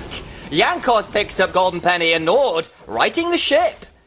Nord are playing perfectly through Fog of War. Treats using his Hex Flash right there to get onto Golden Penny, who was overextended under his own tower. Nicolex now is about to get a warm welcome. Gonna get the Cataclysm down. Gonna try and get some value back, though, as Nicolex is subjugating people. Jankos flags the Dragon, who Treats in danger! The power is unleashed, and a reminder, you do true damage and execute post a certain point on Syndra ult. Lost the cow and overforced this time from Nord.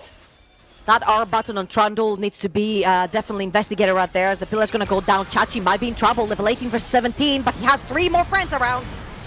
The life form disintegration ray comes on forwards. Apparently works on dolls come to life too. Chachi down for 55 seconds. Hey, hold your breath. 1 minute and 20 seconds until next objective. Do I trust those teams to not fight before that objective is up? No, and that's why I love this league. So, minute and 14. Next Baron coming up. Chachi is dead for another 40. Does have the TP, so I'm expecting Chachi to play through that bot side of the map. And allows Vero to push that top lane wave. Have Hito over in the mid lane pushing that wave too. It just becomes really, really difficult to actually get those pushes in when you don't have any vision.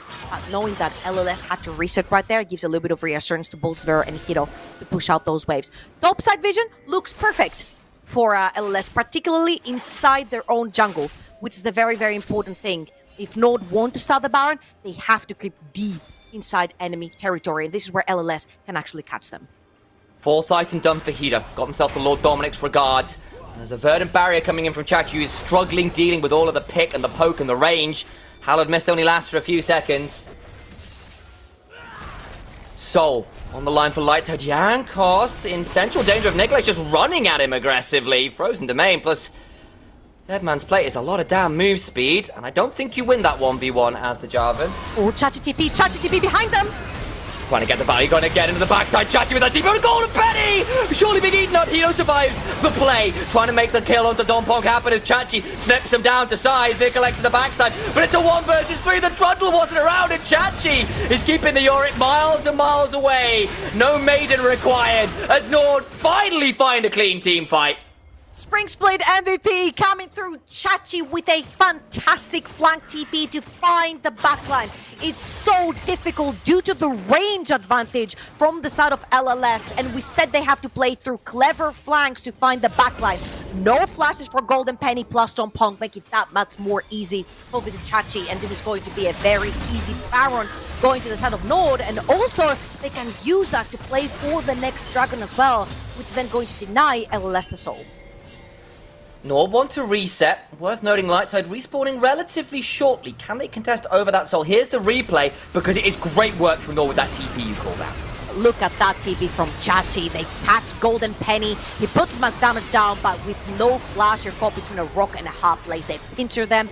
Nowhere to go for the Velkas and the Varus, and then they end up playing through numbers advantage. Right here, Nord is pulling now TPs for this Dragon. Nicolex just spawned and has to sprint it to that Dragon.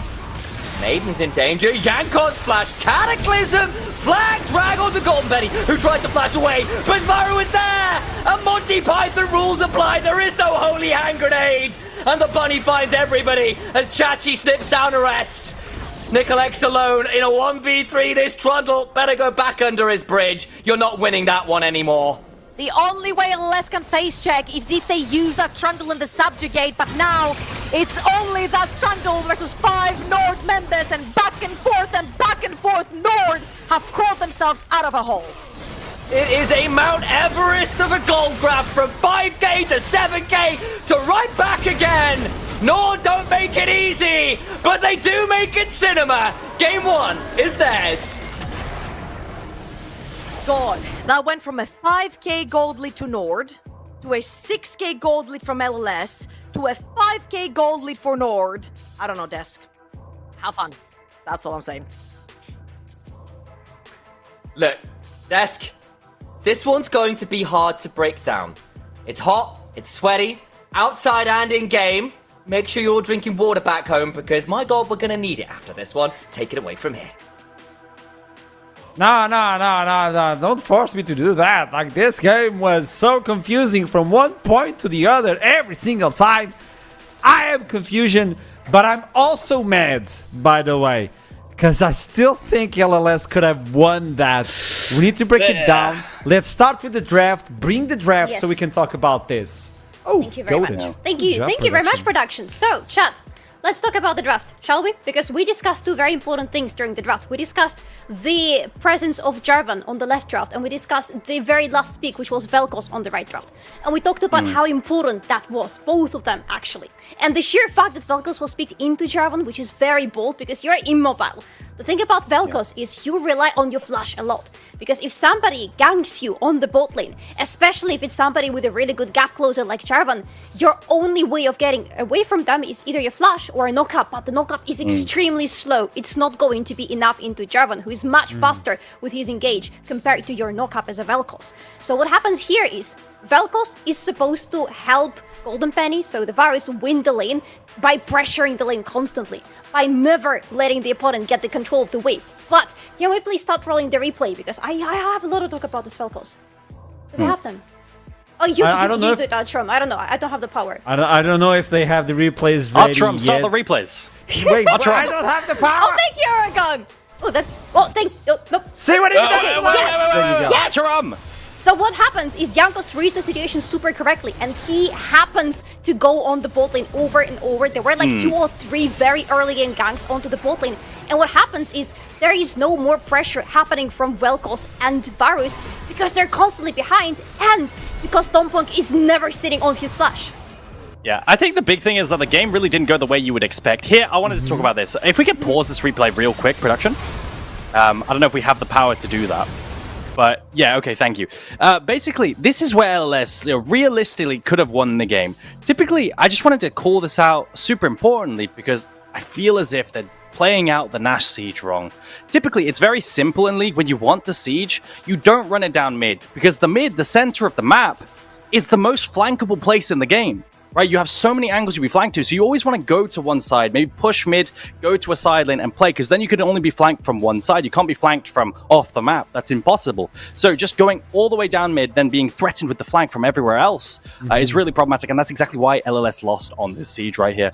And this was really the turning point where LLS, everything was lost, because it's such a shame, because the goal graph for this game was so positive for LLS until now. Yeah. Because it also forced him. Simpson is not even there. Look at it. Yeah. Yorick was not there. This situation where they're on the mid and they're getting ganked, it actually happened 3 times after this. So this is the first one, and then for 2 more times they're going to get pretty much ganked by Nord on the mid lane by not respecting them, having the opportunity to get around them and to get to their backline extremely quickly, because they still have Gwen, they still have Jarvan, and Gwen by that moment is extremely scaled up. Yeah. Okay, I think Gwen's severe scaling was just mental. Sorry, go ahead, Archeron. I think Jankos had a really good start, and we watched him rotate with treats, for instance, going to the top side and all that. Yeah. But it got to a point where it was extremely messy as well. Like, there was no sense happening for Nord. They win. 100%. But you, Aragon, Solari, analyst, you look into this, you see a lot of confusion. You're a coach, you see this, you're like, huh? The chat looks at this and they understand. LLS loses the first game, but there's more than signs of life for LLS to win a game or for Nord to lose one. Yeah. I mean, I think my take on this is I think it's going to be hard for LLS to win going forward because I feel like Trundle's just the perfect Nicolex champ. If he's controlling the entire game, has really strong 1v1 and like game-breaking CC that he can shot call allies to play skill shots off of, and then this champ gets taken and they don't actually end the game with it and don't get a win, there's not that many other champions where you can actually play that effectively with your lead as the main shot caller. I think Trundle's the best at it. It's the most OP champ in the game. So going forward, I think it's going to be really, really difficult, especially considering I lost with it. Well, it's game one though. Nord takes the first one. That was a win, but that was a bled out win. Can they do it again? Can they put it to match point or light side? Fight back. We've seen them fight fair before, so keep that in mind as we toss to a break. We'll be right back.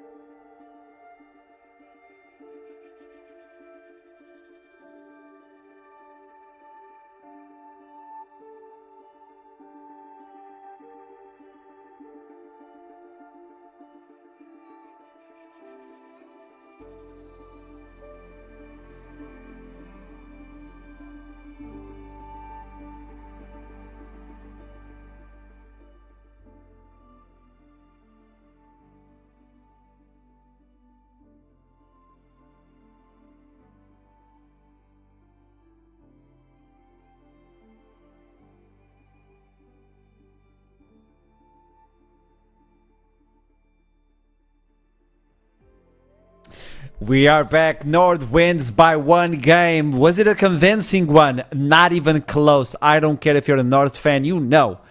That was a dangerous one. And when you look into the big picture, you believe like it's going to be like the massive Goliath versus the small guy. We have a representation of that. This should be it. But it's way closer than it should be. Yeah, that little figure on the bottom is actually much bigger. And it's like a couple levels up.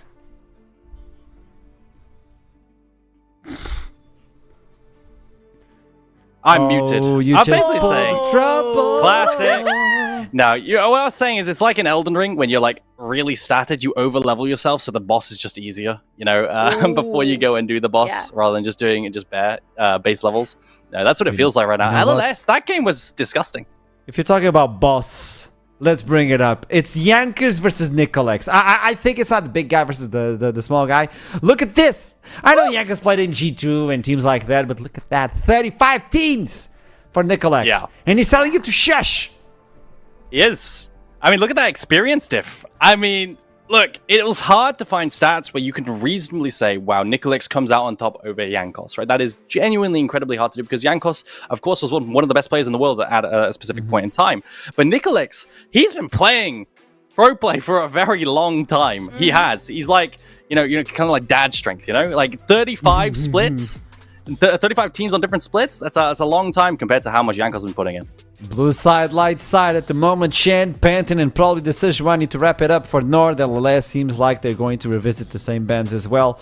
They don't want to play the Rumble. Ziggs from Zveru is complicated. Another one for mid lane. They understand. They understand. Yeah. Interesting though that they banned Talia themselves, not deciding to pick it full Beastguard for their own mid lane. So they have something else planned in mind. Do they want to start with the jungle this time, I wonder? I'm looking at some OPs that are still available. Azira and Yunara are the biggest ones, I think, on my screen right now. You could go Scion B1 as well, since Trundle's out. Usually that's like a condition to draft Scion B1, if you really want to go that way. But Azir, Scion, Yunara, this is really what I have my eyes on for a B1 here for Samson. It depends what he likes. LLS, they always draft Comfort as well. Shen's gone, as well as his Sejuani, so... Will they stick to the meta status quo, or will they draft something peculiar? Azir. They're going to stick to the meta status quo. Okay. Hey, that gives you Nara to Hidu now. Yeah, that's a Yunara lock-in instantly, by the way. You know it. Yeah. I know someone in the world that's a duckling saying, Yunara is not the greatest shape. We don't care about duckling. I think this Yunara is a great pick. Duckling, mate, what are you yapping about, bro? Like, you are such a fraud for saying Yunara is weak. No, Yunara is incredibly broken. Yunara is so broken. I can't even put it to words how broken Yunara is. Give it to Hida right here. He'll prove you wrong, Duckling. You really will. How do you protect yourself versus this, though? Good question. I mean, you pick up more disengage on your side. You have Rakan available. You can go Xayah Rakan exactly on your bot, and you are going to be really good into Wukong, especially if Node decide to up their engageability on their side. Right now, it's going to be so hard to engage into light side because everybody on their side is going to throw you away. Or yeah, I think you have quite a nice angle here where you could lock in Nautilus or you can go in Enchanter lane. Like an Enchanter lane to Xayah Rakan is quite free. Lulu into Xayah Rakan is very, very free. You can also lock in the Nautilus. It's a good matchup, or like a hard engage support to lock down Rakan with point and click. That's also available if you want to do that. So two different options. Yunara is not entirely dependent on having an Enchanter. As much as that's the public perception, usually it isn't even played with Enchanter in pro play, outside maybe the LCK. But still, both teams get very solid drafts. Xayah Rakan and Azir is very T1, and I like the Yunara on the other hand. If I may, before we continue, the bans are coming up for the second rotation, but you chat, you can be part of the production right now of the broadcast by voting on the team is going to win. Nord or LLS, spam that chat. You have my permission to do it. If someone bans you, please let me know, and we'll ban Aragon instead of you. So listen to Professor Salati. Just vote on the team you think is going to win, and then we'll show it so we understand on which side you're landing.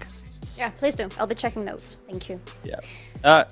Zinzao banned. I'm looking at 80 bruisers and any champions that can round out LLS's comp. Like, if you really want to go full front to back with the enabled Azir, Zaya, Aragon, you could just draft the tank. Something like Sejuani could work fine. Banned. Vi is still open. Oh, Sejuani out? Oh, yeah, of course. You're banning against Samsung, the Sejuani one trick. Imagine. That does make sense.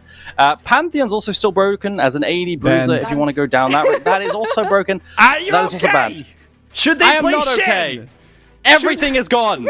Archerom, everything is gone. I am cooked. Now, if you want to tank, are they I playing promise. then? This one's not banned, I promise. You could go Skarner here as probably the next best tank. AP champs also work. Maokai's a pretty good angle into the Wukong. But Skarner, Maokai, I think Maokai. frontline is good. Yeah, actually both of them would work really nice, but it's again, since they went for Nautilus on the right side, they want to have more engagement, they want to be forcing those big team fights. Maokai would look so good for LLS right now because of that ultimate, because of the disengagement. They can re-engage through Maokai really nicely as well, and I love that Poppy ban, by the way, just to make sure that Chachi doesn't get the comfort. Yeah, Chachi Poppy ban. Actually, you're right. I'm surprised it keeps going through without like an early rotation Poppy. I know Chachi thinks you could play Poppy into absolutely everything, but still banned away to deny any counter. Oh, Zvero! This is Unexpected. was it Makes Nemesis? sense. No. It makes sense. You bring in the long-range artillery to the party. Like, he's got to be 15 screens away just shooting stuff at the enemies. While the rest it's of the really team good. engages into them. Yeah. No, for sure. It's super, super good. Into the Zaya and the Azir. Nemesis picked this at Mere Masters, which is what my brain immediately went to. But inspiration from Nowhere as well, potentially. The long range into the Zaya and the Azir, it's a huge weakness, so nice capitalization on that. And into the Ornn blind right now for answers, you could go Cassandra. You have a bunch of different options. I think just solid frontline with dive could work really well here for Nord. What about Ambessa? Ambessa to free scale. Ambessa's a fantastic matchup into Ornn. I think that'd be also really, really great to layer on top of the Wukong. Really? Wow. Just a quick thing. Olaf was locked in into Wukong, I think, in the LPL by Monkey on WE, and it looked insane. So, enabled by the Rakan here, diving backline versus low DPS, I think this is a crazy Olaf angle from Nicolex. If everything goes right, I don't think they'll be able to stop him just running down a carry like Zera. The Shogat, though, you're able to scale as well. You're gonna be that front wall for the team. LLS and Nord. It's been picked up. I don't know where the chat is landing, but do let me know. Aragon and Salari. After this, who do you think is gonna take game 2? Oh, this one is rough. This one is very, very rough, especially with the Olaf edition, but I believe in Chachi's Cho'Gath enough. I'm gonna say Nord win this. Yeah, I like the Cho'Gath rotation because it gives you a bunch of single target damage to finish off an Olaf who's trying to drain tank. I really like that, actually. I thought that was really, really smart. I'm going to go with Nord win because of skill gap, but I really like LLS's comp. I think it's super well-rounded. It's very good front to back and scaling. So draft win to LLS, but overall game win to Nord. Well, game 1, LLS showed up even with that Valky's support. It worked somehow at the end of the game. They just needed a little bit better macro. Can they pull it off? Or will Nord, the retired region, actually showed up and make this match point? Nord versus Light Side, whoever wins, moves forward and makes the dream of EMEA Masters stay alive. It's up to you, casters. What's gonna happen? Let me know! Treble! What's he shouting at me, man? He wants you to give some insight into the game state. I want to give you some info before we head straight onto the Rift here. I want to look this up. Yunara, very strong right now, been played a lot, banned a lot, all those things. She has, however, got some really, really bad matchups. Zaya is one of them. At top level play, what do you think Yunara's win rate is into Zaya? I've just gone to look this up. You know what? I can't say because you told me, and then I will be. I was wrong for the record. I will appear as 5-head. Yeah. And then it'll be rigged. You know, I can't do this to them. Yeah, I was wrong. Okay. So the number I gave you was slightly wrong. I've gone and looked up the actual number. Okay, 12. 25%. Okay, She's got a dramatized, 25% win rate into Zaya. Zaya has been mashing Yunara. It's not been pleasant at all, and that's probably why we saw the early lock of that Zaya Rakan lane. For all I know, you weren't so sure about that Rakan lock early. You might have wanted to see a jungler, but hey, they've gone and managed to find an Olaf angle, theoretically, right? I will say, I absolutely love Chachi slamming the Cho'Gath right here, because Olaf, you guys didn't know, is one of those champions that really likes to play as low HP as you can to get the most benefits out of the whole kit, right? If you drop too low, Cho'Gath only has to press R, pretty much. So when Cho'Gath was a thing in lane, right? People would slam, when Olaf was a thing in lane, people would slam Cho'Gath into it because when you start fighting and ramping up the lower HP you get, he just presses R and chomps you away. And as a reminder, also, Olaf wants to play pretty low HP in his own jungle. So if Jankos does actually find an angle or a push through any of his lanes, maybe he could look for the opening right there. Olaf is a very vulnerable champion in the jungle, and he does thrive at having at least 2 priority lanes here. Keep our eyes on it. A little bit of a peek behind the curtain. Georgia has got a... Ooh, hang on. I'm going to have to wait on this story time because that's an aggressive flash from Treats early on. Golden Penny. We're going to back away, though. Don Pont going to burn that heal now. After the Ignite is timed out, Treats waiting for that staggering blows, and the turnaround comes on through straight over his way as the Dredge line. Golden Penny's now in danger. Hito unleashing. The Spirit of Cultivation won't be enough to get more than the flash, and I was just saying, look, really bad win rate of Desire. Yeah, well, how about a level 1 like that? I don't know about the Spirit of Cultivation, but the Spirit of Treats just flashing in for the root was fantastic. They get the out trade in the level 1. He uses the passive where you root with Nautilus on your first auto on both of them. So when Golden Penny was out, then they took the trade on Don Pong. And because Don Pong underestimated the damage, doesn't flash either, ends up going down. And Golden Penny has to blow both summoners. Guess who's pathing towards the top side, the bot side of the map? He's Yanko, so that is for sure a botless Scuttle Crab for the monkey. Reminder, last game, for all that we saw multiple ganks bot side, they still managed to get a significant lead over Hito to Golden Penny and Don Pong. Chachi with a really good rupture there, going to try and make themselves unstoppable. Is this on briefly, so not a threat of anything more, but Chachi getting value out of the hail of blades, to say the least. It's actually a very dangerous champion with Hail of Blades, Cho'Gath, because you proc so much damage through the spikes as well. But luckily enough for Ornn, he gets to build a lot more items while he's in lane. As Nicolex, he's just patiently waiting. He's waiting. On a ward, no less. It's coming. It's fine. We all know what he's waiting for, and there he is. Oh, there you go. Scuttle Crab is absolutely something you should go die for as a jungler. Never let anyone tell you otherwise. Flash Someone out there, Blabber, agrees. Oh, absolutely. Do it on Nidalee in particular. Ooh. Shout out to certain C9 players from Once Upon a Time. Chachi is forced to flash there indeed. Nice little trade there with that volcanic rupture. And also you see what Jankos did right there. He walked in, puts that deep ward. Oh, Treats. Nice little flash hook from there. He's going to get Golden Penny's HP down about half. And again, Hito just gets to press Q. Man, lots of damage. And you're right, mid lane, action occurring in lots of different places. Not really leading to any kills, but HP is certainly being traded. Eye of the Tempest comes on down. He's Sorry, wrapping continue around. to try and trade on that one. He is wrapping around, but there's an Olaf there already. I don't know whether Jankos wants this fight. Who won that smite fight? I just didn't quite see Nicolex, though. Beginning to get a lot of damage as he begins to recklessly swing. Ghost already blown. Can't get the kill. Does Nicolex still want this? Could be very aware that this Xerath could do a lot of work. Treats also on the roam. Nicolex, just leave it, my friend. Those Krugs are gone. You can't be there! Oh, dear.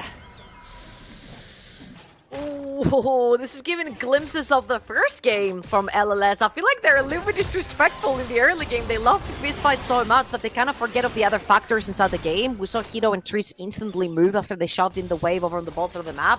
They literally just bled into the jungle, put some vision down, and then Treats was sticking around together with Jankos. He called Don here again.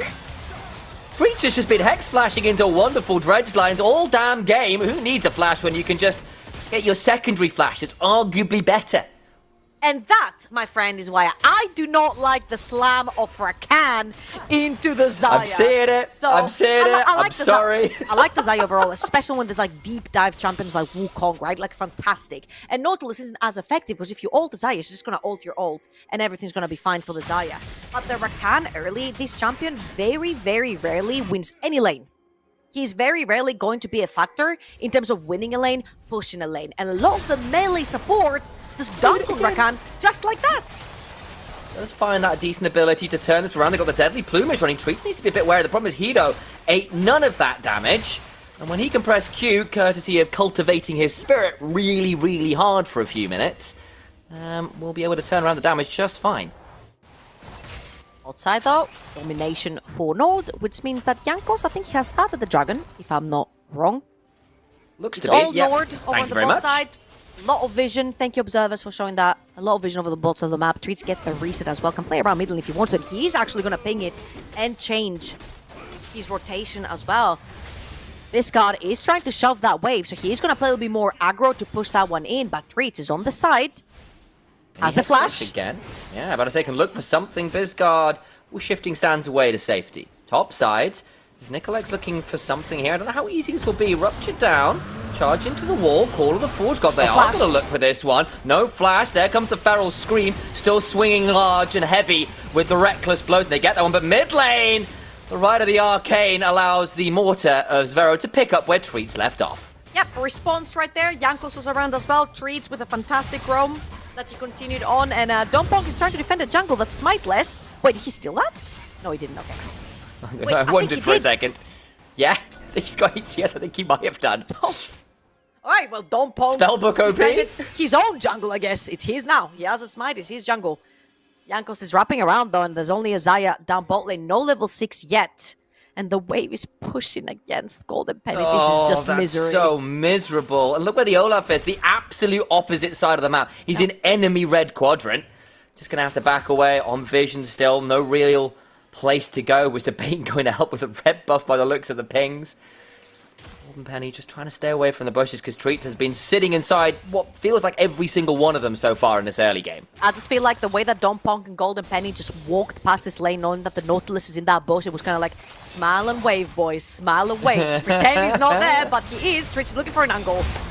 Is indeed lots of damage on the Dompong. Will battle down Sway, begin to trade onto Hido. Grand entrance, good heal and dash away. The untargetable buys some time as Kanmei step for the life of Hido gets a wonderful kill onto the Ricard. Golden Penny should be all right. For a while though, this bot's are going so much better than it did last game. Slightly unfortunate though that Treats is the one who's picked up all of the kills. I mean, okay, he gave Hido 1 for his trouble. Yeah, that's kind, you know. Treats has generated all of them. Talking about generating, there's a lot of pressure from Chachi and Jankos, and Nicolex might have to press Ghost and R and just run out. I'm gonna go start Ragnarocking away. Chachi, though, can scream really loudly, and Jankos will crushing blow the head of the Ola. He's get another kill, and we'll get a grub as well. Won't get all three of them, or even 2 of them. There's still a win, and Chachi's gonna be donated the feast stack even more. Yeah, he's got 3 stacks now, so he's gained pretty big onto this Cho'Gath. LLS are playing a very dangerous game. Olaf is one of those champions that if you fall behind in the early game, it's over. Like, there's a straight up no comeback, right? And even Olaf can be a threat situationally. An Olaf that's fallen behind, is a very, very big no-no. It's a very big problem. The second you press R, you go in, you just instantly die to any champion that has any kills or any burst, and there's enough burst on the Yunara and the Xerath, plus the feast from Chachi, that if Nicolex dies a lot more, it's going to be very difficult for him to actually just run at enemy AD carry. Dompong, he got punished for walking there. He's just going to walk in again. Interrupts the back. That's potentially really valuable because now they know that Treats isn't going to be around. Reminder, Chachi used his feast on the grubs, so the Call of the Forge God will force the flash off the Cho'Gath. Fantastic. That's a second flash forced. 1 versus 1 from Samson. And Samson has actually gone under the radar. We haven't talked about him much. He's also an addition later onto the split for LLS, and I feel like he's been one of their more stable players they could have ever gotten for that top side of the map. He's always the kind of like quote-unquote team player in terms of his champions, but he's always so damn solid in lane. He doesn't fall behind, he always does his job, he forces flashes off of our really freaking good top laners that we have in the NLC, and I feel like LLS are getting Samson over in the top lane and stabilizing, getting Nicolex with his shot calling, running the early game. This is how they have turned the tide around. Now, can they win a game? Can they win the series versus Nord? Bizguard was collapsing around here. I think that might have to be a TP out from this Xerath, and it is. He went to go clear a ward and realized he was getting collapsed on, so go, I guess I'll go back mid now, thank you. Well, he's out. One teleport down, but he got his vision, I guess, so he technically, quote-unquote, won. Yeah, that's the correct way to do it. That's make sure vision score go up, and therefore you're winning the game. Exactly. Yeah. All right, pretty low in energy gain so far. Nord have got a majority of their kills over on the bot side of the map, and now they're looking for a little bit of vision establishment. You see more deep wards over in the bot quadrant of the jungle as a flash is gained forced by Chachi this time around onto Samson. And with Treats heading towards the bottom of the map, the reset coming through from Hido as well. I'm expecting first item completed potential for the Yunara. Is that going to be the case? Stops his reset right here. He's going to stay around, but I'm thinking they are looking definitely for that dragon. Yeah, that would make some sense to me, especially with the early leads they do have. Yunara's still here. Potential angle to jump on her. Remember, she doesn't have her flash currently, but no attempt on the engage there. Olaf resets, picks up Sundered Sky, can start to come back out into the map. I wonder whether Light Side are wanting to fight over this dragon. Jago's just patiently waiting. All junglers patiently waiting for the camps to come up. He's gonna take the Skull Crab first. They do have a bunch of push. Look at the mid lane. Biscard super low. He has to burn a lot of mana here really quickly to just get through that wave. Hang on. Oh, the stun! Oh, the shocking orb mid-shuffle. They brought down Samson and thought they had the angle, and Bisgard gets blasted in the face. All the while, the fight's going to continue. Right at the Arcane Brock. Look at Samson, maybe going to try to interrupt that one. Damage is good. They killed the Wukong. Olaf begins to just heal his way through it with the reckless swings to buy some time. Hido has also burned the ult, has transcended themselves for a little while, but with no smites available, I think Lightside might be able to start this up themselves. Oh yeah, 5 seconds for Azir. Biscard has TP as well.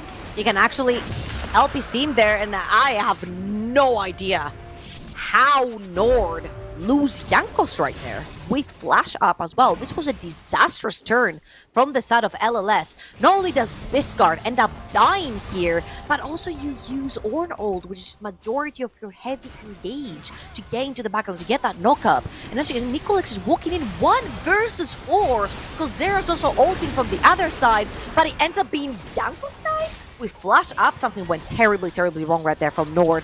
And with Biscard having TP up, they also lose the dragon. Oh, Golden Penny. He's got flash. He's got ult. Will burn at least the ult. The heal comes on down. Staggering blows into Dompong. Still got a battle dance to work with the feather pull. Trades back onto Hido. Well. Alright. A little bit of action towards the bottom of the map. A couple of ults traded right there. Heal has to be used from Dompong as well. He can swap that summer to something else. Unless he just swapped it. And he used that summoner spell already. But next objective on the map won't be for about another 2 minutes. Nicolex sliding in. He has been spotted, been pinged by Chachi. And Jankos is around towards the top quadrant of his jungle as well. So he can actually escort Chachi as he's trying to push out that wave. Does it matter? They're going to go on to it. Chachi knew, but still went for the wave. Going to eat so much damage as the Ragnarok comes on through. And it's the end of days for the Cho'Gath. You knew he was there and still gave it up? Question mark ping? Question mark ping on the map? Yeah. That was a little disrespectful by Chachi, but catching for Nicolex on this Olaf. I think he really, really needed that one kill, especially on the Olaf. I think actually Azir got that kill. Biscard, it doesn't matter either or. First items are already completed. It's only Zaya that's looking for her first item to be completed right there in about a minute on the clock. I feel like Golden Penny needs to really shove that bot lane wave hard.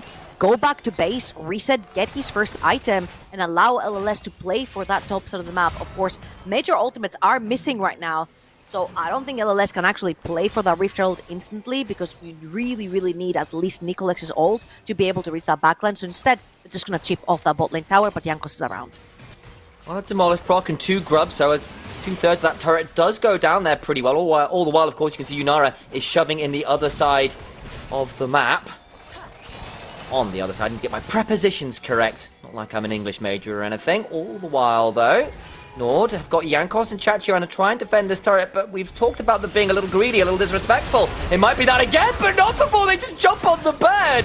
Winner, winner, chicken dinner. The feast comes on for us. Turning around to Jankos, who might be in danger because Ragnarok is available to roll on the ground again. Can't get the kill with the undertow, though they can. There we go. Samson potentially in danger. Hido's taking turret shots. Good buffer on the CC for a second or two as Samson flashes away. Can't get the kill onto the Ornn. Chachi on the other side in danger. Maybe can look to turn it around regardless. Nicolex is saying, yeah, I don't know about this one. Call him forward. Right of the Arcane. Samson will not survive. Biscard down towards the other side as Chachi, with no feast and no HP bar, has got a Halo Blade and a Dream. Dompong just about survives. Calculated with the Gleaming Quill, and they get a kill on the other side. Turret secured in mid and top, though, for Nord, so they still trade up. Yeah, Nord the clear winners right here. They get a bunch of gold onto their AD carry. They get mid lane and top lane tower as well. They're opening up the map, and reminder that Herald spawns on the top side of the map every game. So taking that top and mid tower, they can just bleed their vision into enemy territory that much easier. And the Death Cup completions from Zvero, instant TP for tempo coming through. They have all the control around the Herald, and LLS are lacking ults. we haven't talked about that matchup in mid too much, but it is one of the oldest school counters into his ear. Not many people practiced it because it felt so specific, but Zvero certainly has. He's looking fantastic in this game so far. Some really good stops on the shuffles. Up now about 40 CS, getting lots of value out of that right to the arcane, the ult, pinging people wherever you care to look with the Arcana Barrage. And now with 2 items, stacks on the Dark Seal, the Death Cap, this Xerath could really punish the likes of this Azir and hell, Zaya as well, who hates poke champions. Oh yeah, Xerath is probably like one of the longest range champions in the game. If you add his ultimate, probably the longest range champion in the game overall. And now you mentioned the 2 very bursty, like pure AP glass cannon items. You're playing from 3 screens away, no one's touching you, right? So Nicolex is gonna have to get very, very creative if he wants to get onto this Xerath. But I feel like this Olaf is mostly playing front to back. They're trying to play with the knockups from there. As Don't Punk gets caught Staggering here. blows into the depth charge, gets silenced by the Feral Screens, who can't run away. The feast not quite enough, but it was pretty damn close. Still got an ignite all the way. Yanko's going to pick up that Scuttle Crab. Nicolex in the river, 2 seconds on Dragon. It's 1 apiece so far. And Lightside don't have their support on the map right now. Has to reset and look to come back on out. So 4v5 momentarily for Nord. And good luck walking through this very tight choke point when Xerath has these items literally poking you to death. Nicolex is going to dodge the anchor. Stun onto Samson. Doesn't necessarily do that much damage to the Hollow Raiders, but Nicolex Oh my God, the eating Xerath. poke, eating chunks. Does Lightside really want to play this? They're going to step on forward. Ragnarok taken by Nicolex. That's the second dragon, but I think the Olaf is likely traded for that Drake. So they go 1 full dragon. Not gonna lie, I think that's worth it. There's nothing else on the map that needs taken from the side of Nicolex. His jungle is primarily empty apart from Grubs, if I'm not wrong, over on the bot side of the map. So right now, I feel like that was a very, very good trade. They really need a win condition. I feel like the win condition right here for LLS is that Soul. So securing the second dragon right here, the Q coming through, the E and the Smite just to secure that one. Jankos wasn't able to get that 50-50. And LLS get their second dragon of the game. I feel like this game is going to get that much more difficult for LLS, so having that as a win condition is very important. Now, saying this, that's the 18th minute of the game. Between the 18th minute and the 22nd minute of the game, Nord make very questionable decisions. Talking about them. Yeah, right at the arcade, so there's always a bit of support from downtown. The lane gank from the Xerath Water will land straight on the head of the Rakan, but Yanko's still potentially in danger, knocked up again by the searing charge. It ends up being the 1-for-1 jungler for support. I think you'll take that. The problem is it ain't so even when Bizgard is going to get hit by the death charge into the Feral Scream. We'll try an Emperor's Divide his way, but it's towards Hino, who is there and waiting and will begin to unleash. Golden Penny is here, but I don't think he realistically wants the 1v3. Another kill to Nord. Yeah, and I think Biscard using his flash right there, he would have lost it for the next fight, which is most likely going to be the Atakan, so you definitely want that flash onto the Azir to make the big shuffle play. LLS are just not respecting Fog of War, and again, reminder on that domino effect, that top lane and mid lane tower that were taken away is now Vision for Nord, which was used to take down Biscard, pushing up top lane. Wait, Jakos goes a little too deep right there. Does have the backup from Zvero onto this Xerath, of course, with the ultimate, and they do trade 1-for-1, but trading support for jungle is always going to be worth for the team that trades the support. Can picture a little bit of a scuffle around mid lane in terms of vision control. Significant lead to this Yunara early on. He got so much gold out of the lane, so much gold out of those turrets. He's cashed in the cull as well, has gotten that Kraken Slayer Hurricane build for the high burst build, high AoE build. Slightly less good in terms of your tank killing, of course, but does give you crit, and the passive on Yunara as well, getting that extra magic damage in there can feel pretty good as well. Yeah, and there's so much frontline for Nord as well. The Cho'Gath, the Wukong, so much CC, so many knock-ups coming through from the side of Nord. The tenacity cannot help at all. And they've got so much setup as well. They're pushing through that bot lane, they're pushing through the mid lane, they're bleeding their vision into enemy territory on the bot side of the map. Samson does have TP over on the top side, but if LLS walk in there, I don't think it's gonna spell good news for them. That's a Nashor's Tooth Azir into a 2.5 item Xerath. He won't even scratch anyone. I mean, it's a 2.2k lead again. A lot of the flash stuff from Hito and Treats early on, and quite literally with the Hex Flash. But this Xerath has also just built this remarkable lead, and is now very, very, very scary. Okay, I think now he's having fun with those teleports, guys. That's the second time this game. Needed. Whee! Flash from Chachi, Ghost Proc from Nicolex is going to start running at the big old toy dinosaur. Going to land the undertow. Reckless swings come on forwards, and I think they'll be able to just tough it out. I think Chachi is likely just a very dead Cho'Gath. You get anything you can on the map right now. However, mid lane is a little bit defenseless as only Ornn is around. Golden Pen is going to come around. Can Samson survive this? And for now, manages to bellows breath his way through the trade. And again, Hido, with this build, not the most armor pen right now. Not that Samson exactly has got loads and loads. Got Merc Treads and Hollow Radiant, so hasn't exactly stacked a Thorn Mail or anything. So still does a fair amount of work and will be forced to back away. But they can't trade for the kill or the turret, so I think Samson will take that as a win. All right, so a lot of people will look at the gold lead right now, and it's like a 4,000 gold lead, right? And we've seen worse. We've seen Nord with like a 5k gold Yeah, lead, that's and so then threw true. that one away, right? LLS was able to come back. However, this particular time, this iteration of a composition is really, really difficult to play this game. The front line is very tanky, and unfortunately for Biscard, he's going for the vegan version of Azir that Chovy usually chooses, right? So you really come online on the 3rd to 4th item to do damage on things like the Cho'Gath and a tanky Nautilus. And falling behind 2,500 gold is not going to help the comeback at all. Plus all the range that Nord has on their side with the Xerath becomes really difficult for the Olaf and the Ornn to actually get access to. Completely agree. 25 seconds on the Infernal Dragon. We'll note the Royal Eyes can be pretty annoying for Yunara if she missed positions. And 2 items largely completed for Light Side means that this might be their best opportunity to fight for a little while. In goes Treats. Deadline goes on forward. The corner forward, go across the other side. And they should just blow up Treats. He overplays. Did that last game on the Alistair too. That's just too far, my friend. Actually, that was really funny because Golden Penny walks forward to block with his ult, to use his ult for it, and then Dompel walks in front of him, but now they got Chachi, the knockup's gonna land. He takes a lot of damage as well. They're going to ride the rock and roll, and Chachi is going to go down as well. It's happening again. Oh, Yankos and the rest of Nord are going to try and stand and deliver, but it's just turning into a game of American football. They're throwing it miles. No way, okay. Samson is only with Dompong. Aragon does no damage. Hang on. Nice for now. Hang on. Ah, here we go, right in the arcade. We'll at least get one Golden Penny. Also eating a lot of damage. Makes it a 2-kill back onto this Xerath. Zero refusing to let the mid-game throw stick too true, but it's still so point for light side, even if the Xerath spares a few blushes here and there. Hey man, you don't have to be on the screen to kill people, apparently. That's what Xerath teaches us this game. 5-0 and 3, 3k gold up on his counterpart. However, LLS's win con is that Infernal Dragon, and this guy's gonna get caught in the mid lane. He does have Nicolex staying around. Does delay a little bit the reset right here. Next objective on the map is gonna be the Baron. Let's have a look again at how this happens. That was the overextension, right? There's already 2 members down from the side of Nord. I feel like this is where LLS should be stopping to chase, right? You've only got Rakan and Ornn. There's no way with those 2 you're going to be killing any Wukong, particularly with the backup of the 2 carries from the side of Nord. And then for Sverre, he just snipes both the bot laners from the side of LLS. So I feel like these were a few donations right there from LLS. They didn't necessarily have to do that since it was a 5 versus 3. But very importantly, they do secure the soul point. I am going to call it out, though. Golden Penny had barrier and flash. He definitely didn't need to die there, I don't think.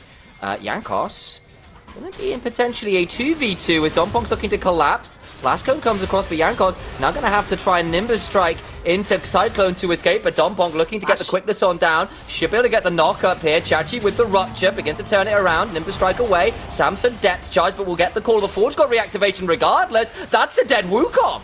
Now Chachi potentially in danger as well. They can keep running at that as the Strike Breaker comes on through. Reckless Blows come on through. Hido's getting a tier 2 in the mid lane all the while. They are going to get a kill onto the Cho'Gath, but kills for structures. Is still Nord trading a little bit, but you're right.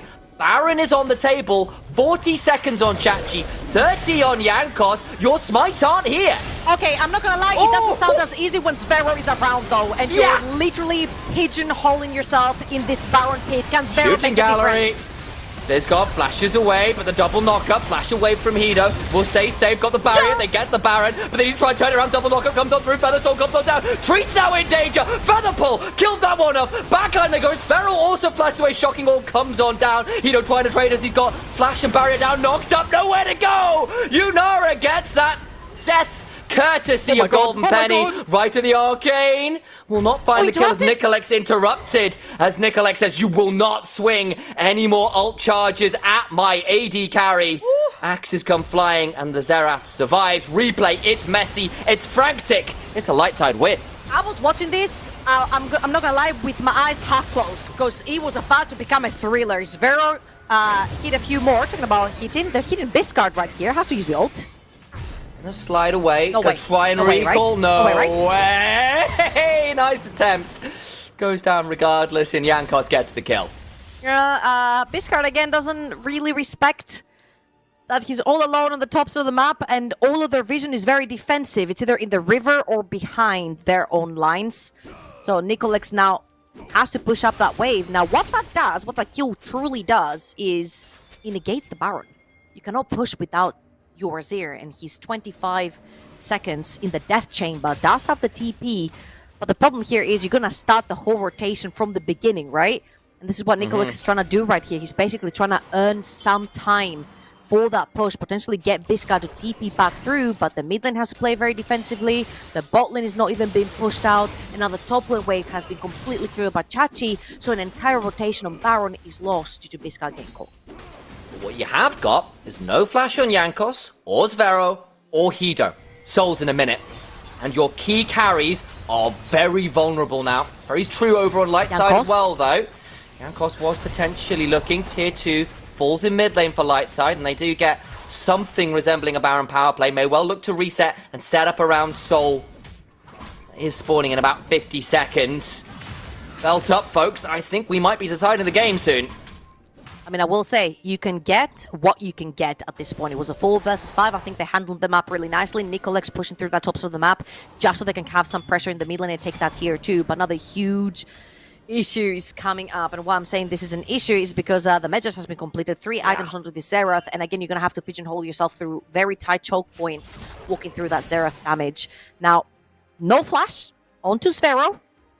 So if you do find an angle with the Ornn knockup, with the Azir, it could be a case that you can get onto Zvera, but if Zvera stays alive, we saw that 3 versus 5 looking deep.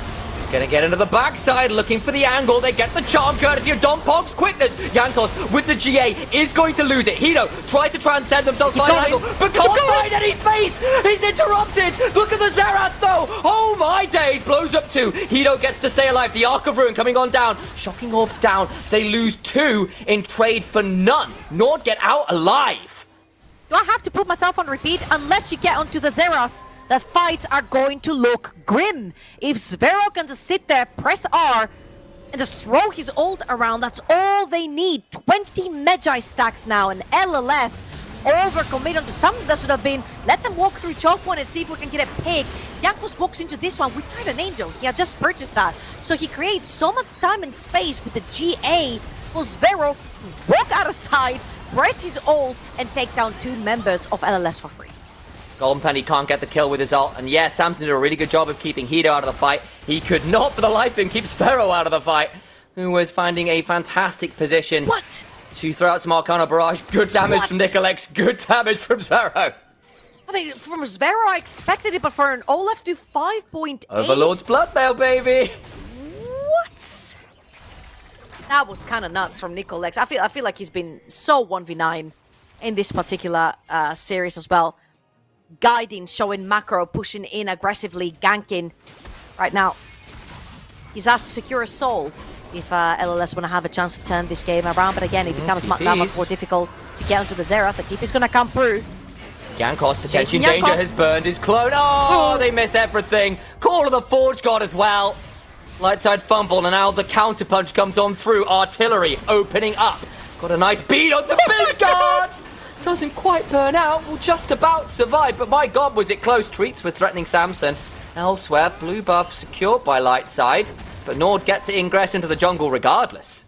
Ooh, and this is the turn for Nord right here to start pushing out those waves. See if they can crash any towards the base of LLS as Azir is taking a trip over to base. Golden Pen is going to have to replicate that for a second as he takes 1 spell from Xerath to the face and falls down 50% of his HP. Nord have to play this really slow. I feel like the next objective, which is in 45 seconds, we've got Baron on the map. Nord have a fantastic chance to end the game right here. They can take control of the entire top corner of Nicolex's jungle, and you walk through choke points again. That Yunara plus the Xerath is going to be really, really difficult for LLS to establish vision inside even their own jungle. Nope, the Golden Penny started with the BF sword, saw the poke and went, nope, that's becoming a Bloodthirster. Got a Vamp Scepter now in infantry, and I think that's probably pretty sensible here. Yeah. Finally, Death Cap coming through though for Biscard. Finally some damage onto this Azir. So if he does manage to connect a shuffle, this could be LLS with a fantastic opportunity as Golden Penny has to put his dancing shoes on. Yeah, he's dancing well enough there. Loses about a third of his HP bar from a single Arcane Barrage hitting.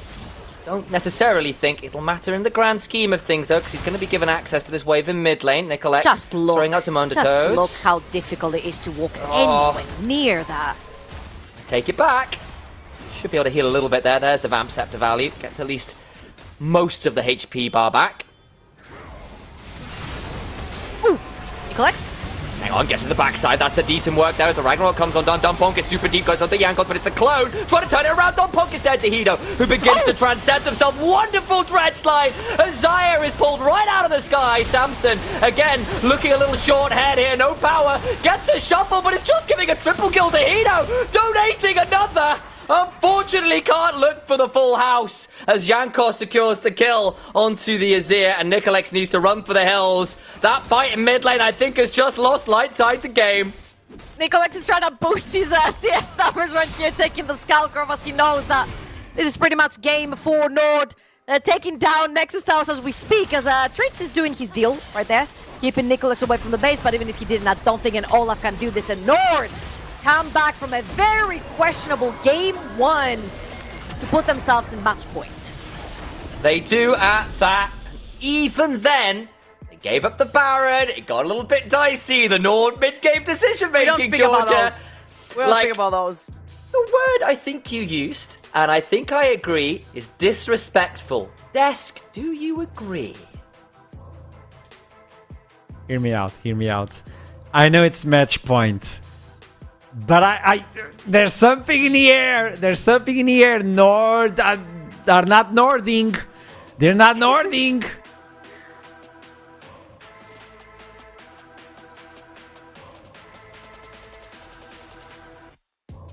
Aragon! I swear the mute button's gonna be the death of me. Okay, this time I'm never muting again. No, legitimately. What is going on with mid games on Nord, right? We want to glaze Nord so badly when we see the start of that game. We do. We ask for a million replays of Treats 1v9ing with these hooks, running around. We see mid lane outplays, and then mid game hits, and it's like other people log on to their mice and keyboard, and they overplay every single situation, get picked off of cooldown. So it's just really, really bizarre. I mean, we'll start with the glazing, with Treats just flashing forward, finding a 2v2 kill, and then it's just going to be kill after kill after kill. Yeah, and that's the thing. This wasn't just one situation where Treats found the kill for his teammate or rather for himself, because Brother was running 3-0 at some point in the game. That was him finding kills over and over. Here on the bot lane, over and over. Here in the jungle, this is going to be another one where he's just staying here looking for that aggressive angle onto the enemy. And it's just this over and over again, right? I mean, at one point, Zwyro also got the sickest E-flash, you know, on the Xerath, like backwards. And I'm just sitting there thinking like, damn. You know, individually, these guys are great. But when it all comes together, when you get all the pieces of the pie and they come together like this, it's not like this. You know what I mean? It's trash. I mean, being brutally honest, it is just not great. Yeah, maybe I'm not a good cook. No. But neither are Nords in these mid-games. True. No, we gotta cook them. We gotta cook them. I'm so sorry. When we presented the meme of the small guy versus the big guy, LLS were supposed to struggle, and they're struggling, yeah, but they're showing up some things that might take a game or two. I'm hate watching. And also, I'm saying, not? Nicolex, no. I want him to adopt me, because he's the GOAT. Yeah. Can you argue with that? He is. Yes, what he's is the GOAT. argument? You know what? I cannot argue with that. Nicolex was insane in this game. Nobody was able to stop him because, well, he's CC immune, but also apart from that, he was finding those angles onto the backline. Jankos was not leaving. That felt personal at some point. Just how many times Nicolex found the way to get onto Jankos and kill him, especially before the big objectives. Yeah, and these, what you're seeing on the screen right now, are the what I've coined now as the Nord funny moments. Overplaying the mid-game fights into giving away free Nashes off cooldown, just dying on side randomly and taking terrible team fights in terms of like how fast you play them. I think Nord really have to work out their mid-games, because not even just versus LLS, but going forward in the tournament, if we keep seeing these levels of mid-games, like the way they're playing the fights and side lanes and everything in between, they're going to get rolled. They're just going to get rolled, and they're going to be the 4th best team in the league. If they move forward, okay? If I know it's 2-0, Yes. I know it's on the side of Nord, but if I gotta make this really high, like this if. But I also am concerned with Nicolex's champion pool, because you already lost the Trundle, the Olaf. What else do you have to go on the face of the enemy? It's getting a little bit trimmed. And look at the damage. Yankos was... Where's Yankos? Yeah, Where's Yankos? Yo, Yankos, what we doing? I mean, there's just no dive angle. I guess it's pretty hard to play the fights because you're trying to navigate being dove and you're trying to use your damage to peel the Olaf as well. And you can't really dive on to the Xayah. It's pretty hard as the Wukong. So I kind of get the fact that he seems a bit homeless right now. It's just... Man, look at Nicolex's gapping. He found his way onto the front line and kept DPSing super down. And until that one fight where he got feasted by the blue buff, I really thought LLS was going to take it. Like, it's such a good Olaf angle. This is such low DPS that I really do think, like, if you sub in any other jungler, they don't do anywhere near as good as with Nicolex. That's a fair statement. As it stands, Desk and Professor Solari, is there a way for Light Side to do a reverse sweep with what we've seen, not only from them, but also from Nord?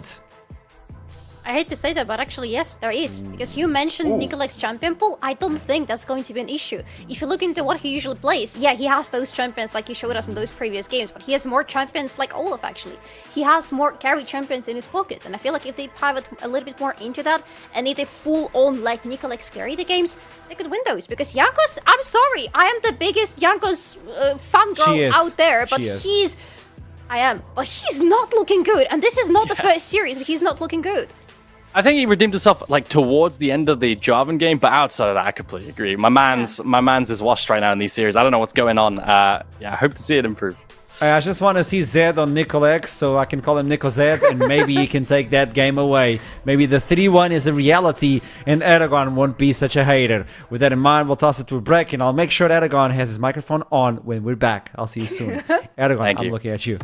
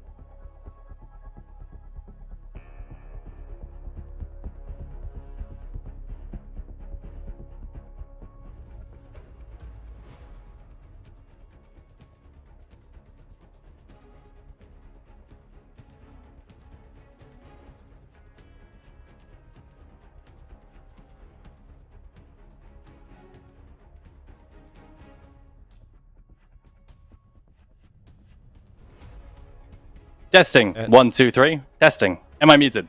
Yay or nay? I'm muted, aren't I? Not muted. Okay. You it's were an upgrade. pulling my leg, you absolute darndest. You're a beautiful It's man. an It's fine. upgrade. I was going to flame you. like this. Can we upgrade the game as well? Match point in favor of North. What will they do? I would like to know and debate a little bit about Champion Select. Light side goes for blue yet again. I think the second game draft was way better than the first one. But where they can rely on, what are the champions that they need to get a hold of? Like the Shen, Sejuani, obviously out. What else? It's quite hard without like seeing every fearless champion that's gone. But I did some digging, and you know the best thing we go off is like historical best champs, maybe for Nicolex. Because I mean, let's be honest, everything hinges on Nicolex just carrying the game. That's what we've seen with the Olaf and stuff. So I'm looking at his best game ever played in competitive, and that's granted that's over 15 years. It was on Volibear. Volibear is his highest win rate to most played kind of ratio champion that's left available. And maybe alongside that Viego, assuming Zinzao stays permaban, I think these two champs, we can play like a Viego composition with Snap Engage and some kind of burst, or maybe a Volibear comp. And we'll see. You can carry that. I think that's probably the best way to go now. Judging from his There you go. We're about to jump into Champion Select. Maybe we get the Volibear. Maybe we get the Sejuani. Maybe Aragon gets a little bit more pixels on his webcam. We don't know. Rumble and Shen being removed from this one. We're now One of the missing three the might happen Sejuani. today. One of the Only one of the three. three. One of the Yeah. three. I'm sure. One of the three. The Pantheon, don't take the pig away. Okay, wait. Do they ban Sejuani or do they ban Zinzao right now? That is very important because lights are on blue side again. They have an opportunity to secure a really good jungler for call. Nicolex, and either of the two is going to be available. They banned it themselves! No! So, pinching away... That was a twist. That was a plot twist and a half, wasn't it? I mean, what is still up that's really, really OP by now? Scion B1 could be really, really broken with Trundle and all the top laners that are out now. I think Gwen being out also helps along with that. There's a Sejuani. Honestly, I think if this is the top tier team and draft, it would be Scion B1. So looks like they're going to go that way. Into this chart, you can go something like Aatrox if you want a conventional answer. You could also Handshake, just another tank v tank matchup. I guess Asante is often an answer. Poppy's open too. Game 3, Poppy Chachi? Who knows? Yeah, it feels like it has to be Poppy Chachi. It feels like Node might wait a little bit just to see what else is going to open up from the side of light side, and then suddenly decide to give us Poppy on the R3 maybe. Because otherwise it's going to be banned later on. I think other draft rotations that become really, really OP as games go on is like Nocturne, Orianna. Yeah, when jungle is Giga Pinch, like you can go towards something like this. I'm trying to look. Vi is open in terms of jungle pool as well. These champs stick out like a sore thumb in terms of how strong they are and what's open. But yeah, it's going to be Nocturne Orianna. Now, I think when you come out in mid lane, where if you get engaged on, you can always dash away and survive. So we'll see what Bizguard decides to go towards. Champs like Ezreal, Corki, anything with dashes to get away from this are great. Well, one of the dashes is showing up, the Corki, but I do like the Vi with Yari. That would be a good pairing. You already have the Wall, which is the Scion. Well, at least a lot of engage and a lot of follow-up. Yeah, they open up with a bot lane. That's a lot of engage because Scion is going to be engaging, Rel is going to be engaging. Orianna might have a hard time here, but right now Not need to be a little bit more careful about what they pick. But also, this opens up the opportunity for them to go with the Poppy Chachi and feel really good about this pick because she's going to stop Rel so nonchalantly. It is Poppy Chachi, but it also pretty decent into as a support right now. With so many supports being banned away, you could also just maintain it as a flex, even though Chachi's so good at it. I'm sure Treats can play it. He plays a bunch of different champs. I know, I want to see the Poppy Chachi as well. He's so damn good. Yes. But because of this, it makes LLS's draft a little bit harder because they have to acknowledge the fact that it could be a flex. Again, some mages being banned away, answers into the Orianna, you know, Victor being one of the rare matchups that actually just straight up wins.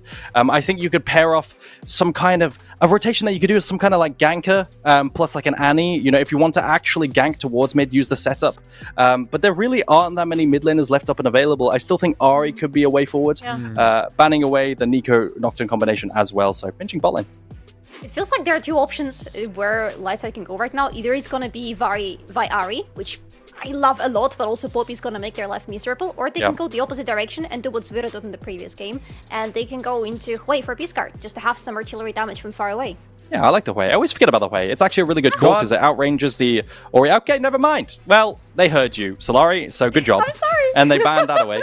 Now, I mean, Bizguard could take a page out of Zweiru's book and pick something that giga outranges the Orianna Or right now, your alternative option is to pick anti-control mages. Stuff like Akali, stuff like Yone actually works really well, where you can like kind of survive the lane and to win the side lane. You can build composition around them if you really want to. But this is all on LLS. Comfort matters a lot, and we'll have to see what they prioritize. Problem with anti-mages is that they're still popping, and in any front to back, basically, it's gonna be forced pretty much by Nord. There's gonna be a big question of how do we get there if Vizichachi is going to be on guard. You'll have to deal with a lot of things while Jinx is just stacking away, and all of a sudden she gets reset and you're done. So bring in the wall, but be careful. Lights will be out. How can you protect yourself? Now we have to understand where the mid lane is going to land and what jungler. Yeah, I guess Corki's locked into bot lane, but I think Ziggs would be insane here. Right, so hear me out. I actually think Ziggs would be a crazy rotation because you outrange the Orianna, you outrange the Jinx, and you put Corki bot and put Ziggs mid. I think that was actually really, really best in slot, but they don't go for it. They do go for the Annie thing, which is something we called about before, where you maybe pair it up with something like Viego, and you just gank mid off cooldown. Is Pantheon open? No. No, it's banned. So Viego, Volibear, anything that pairs off well with the Annie to abuse the CC. I think these are all different ways you can go. Viego just sounds more like Nicolux here, to be honest. Just looking for those early game skirmishes as much as possible, looking for slightly later game, like mid-game-ish, looking for those objective fights. Like, their setup is there for light side, especially with the Annie ultimate and with the engage that they have already on their side. The problem is, Jinx is really happy with engage. Especially there's gonna be Braum for trades. They're like, yeah, come into us. We have Poppy, we have Braum. Jinx is very happy with that. Nocturne is very happy because he's gonna fly into you. Like, I don't know. I feel like it's not all the way. I think it's Nord all the way. Really like think this the only downside I think to the Nord draft is the fact that you've got a bunch of kite back with a bit of with a bunch of dive, right? You've got Orianna and Nocturne diving forward, but you've got Jinx, Braum, Poppy kiting back. It's a bit of a weird backwards and forwards direction. Still, I think with this Poppy angle and with the ease of execution of the Nord Orianna and then playing for a single reset, I think it's a better draft at least in the last game in my opinion. The vibes are there for the 3-0 in favor of Nord, but LLS have been fighting non-stop, always close to it, but never getting the Nexus. This could be it. Maybe the start of reverse sweep, or Nord just goes through. With that in mind, tossing it to the casters, initialize in trouble. Do you think this is a 3-0? I have to stay by it. Look, Nord, the mid-game woes, the problems have been there. The desk has called it out. What is going on with some of these hold my beer moments where the team just goes throwing everything in the kitchen sink and missing entirely. But on the other side, I think Lightside have struggled so much in the early game of not being able to close out. And Georgia, I don't know with this draft whether they're going to have what it takes. I'm just not a big fan of Viego for one reason. Nicolix has been such a main moving gear for the team in the early game, and Viego isn't the kind of champion that is the engager. He's the follower. So someone else is going to have to start these fights, and I think this someone is going to be Dom Ponk and Biscard on this Annie. This is my main concern right here for the champion and for the way that LLS have been picking up their victories through that. And I also think that Nord are that much more dominant in terms of laning. You know, Rihanna's fine. Jinx gets a pretty free laning phase because she has Braum with Spellbook as well. So I'm just worried to see what situations LLS can create when it's not Nicolex starting them up.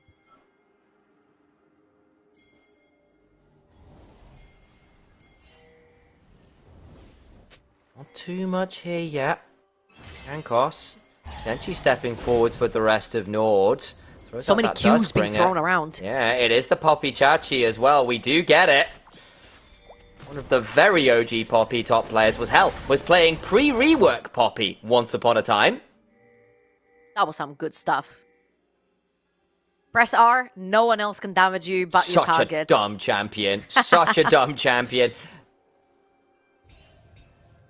Alright, now I have a few notes from the draft as well in terms of Nord. I really like, it's very classic that R5 is usually saved for supports, right? But we had a few ideas in mind in terms of like, you can play Vi Ahri, you can play Zed Annie, you can play Lee Sin and stuff like this. But then you could also slam and Tam Kench and make that bot lane super, super safe for the likes of Jinx, right? So I feel like Nord curated their draft so nicely around making sure that no matter what the jungle mid duo is for LLS, that Hito is able to not only play that laning phase and get scaling onto this Jinx, but also be safe later on for these team fights. That'll be the plan again. He does love the Jinx when he get a hold of it. Likes his hyper carries, big Zeri player, big Smolder player, all those kinds of things. Jinx right in that wheelhouse, and of course Treats no stranger to the likes of Braum. You can keep people safe on the other side, because again, your engaged combo is double ball carriers in the Nocturne and the Poppy, trying to blow people up and get Jinx excited. Pretty straightforward, all things said and done, Georgia. Yeah, absolutely. I feel like for LLS, the only plan that they're going to have here is, we're chatting about it a bit earlier on, is get Nicolek some resets. Because again, he's not the engager, but he can be with the right reset right here. And I feel like the one that makes sense the most is Jankos. He's pretty much the only diver on Nord, and the only thing that's accompanying him is a steel ball from Oriana. So if Jankos ends up going down, then Nicolek could have his first reset for himself. He's one of the squishier champions on the Nocturne, and I feel like the only one that will be slightly overextended from his team. See whether that can happen, because again, you are so good at getting the counterpunch, steal away the body of someone coming forward. You can feel pretty happy about it. Stealing a Poppy, a Braum, oh yeah, that feels pretty great. Never mind a Jinx with a few items, but step one is making that happen. Early TP in from Svero, who's come back with the tier, so we'll be going towards the Seraphs early on, and when you're into burst champions like Annie Viego in mid lane, I can see the thought process there. Oh yeah, the shield is definitely going to help later on as Nicholas is looking for bot lane. Bonpon goes on in, gets the flash. Gonna try and step on to get this kill onto the Jinx. Got the Ghost rolling. Can't quite get there, and Jankos now turning up himself. Missing that Dustbringer. The Spectral Maul comes on down. Donpong's in a 1v2. I think they're just gonna give this kill over to Hino. They've gone too far. Light side. Mess up in the early game 2v2. Flash on forward from Treats. Not sure that's gonna lead to too much more, and I did misspoke. It was a 3v3, because of course the junglers were there as well. Samson getting shoved in topside, and I don't know, Georgia, it's all going wrong again in the early game. Nah, I wanted more from Golden Penny right there. I think he just backed out way too soon with Flash and Barrier available, and Jankos is looking to take... I was about to say the Flash, but Biskar has already blown his Flash for some reason. Shot to Treats. Nicolek. Reminder, yeah, Treats has still got his shield and gets the passive off. Gonna try and turn this around. Hang on, Golden Penny now has the ability to work it. Maybe Flash on forward for the order, gets a double kill. And that's exactly what I wanted.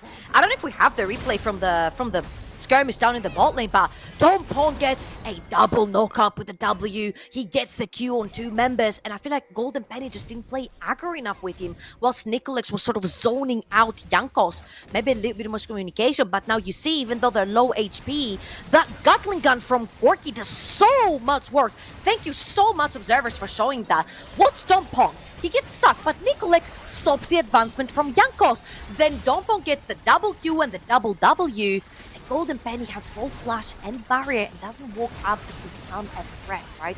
You could potentially get a reset right there from Nicolek. And this is where Nicolek plays patient, turns around, gets the double kill now with the Corki. That's what I kind of expected to see from the 2v3 that we saw down bot lane.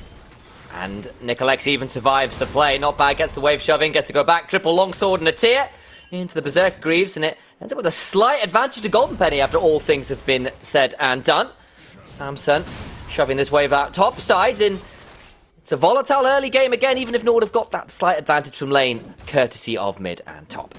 I would say really big that both of these kills went onto the Corki. He's a Trinity Force type of champion. You do spike a lot on your double items with the more mana and the Trinity Force. So the earlier goal that you get, the better, right? Because usually the first back from a Corki is a tier. So you're pretty much kind of meh in lane. You don't really do damage. You're just looking to stack it. But now you've got triple longsword and a dagger, which means that your trading is actually going to matter in lane. So Nord, now with the early momentary pressure in the lanes at the very least, realistically you want to get towards 6 on people like Jankos, who is power farming his way towards it. Should be there, I think, on the next camp. In fact, there it is. That's what we call timing. And into the mid lane we go. Shockwave, Paranoia, kill for Nord. That was fantastic, the timing right there. Jankos gets level 6, instantly turns around, pulls the trigger, they get onto Biscard. It's now a 3v4 in favor of Nord as Nicolek starts the Dragon, but he's an entire level up, and unless I'm going to have to do this one up. That is the most painful bottle rocket. Yeah, what you got? But Greeks don't give up that easy. I'm not telling you that much. Nicolek turns around.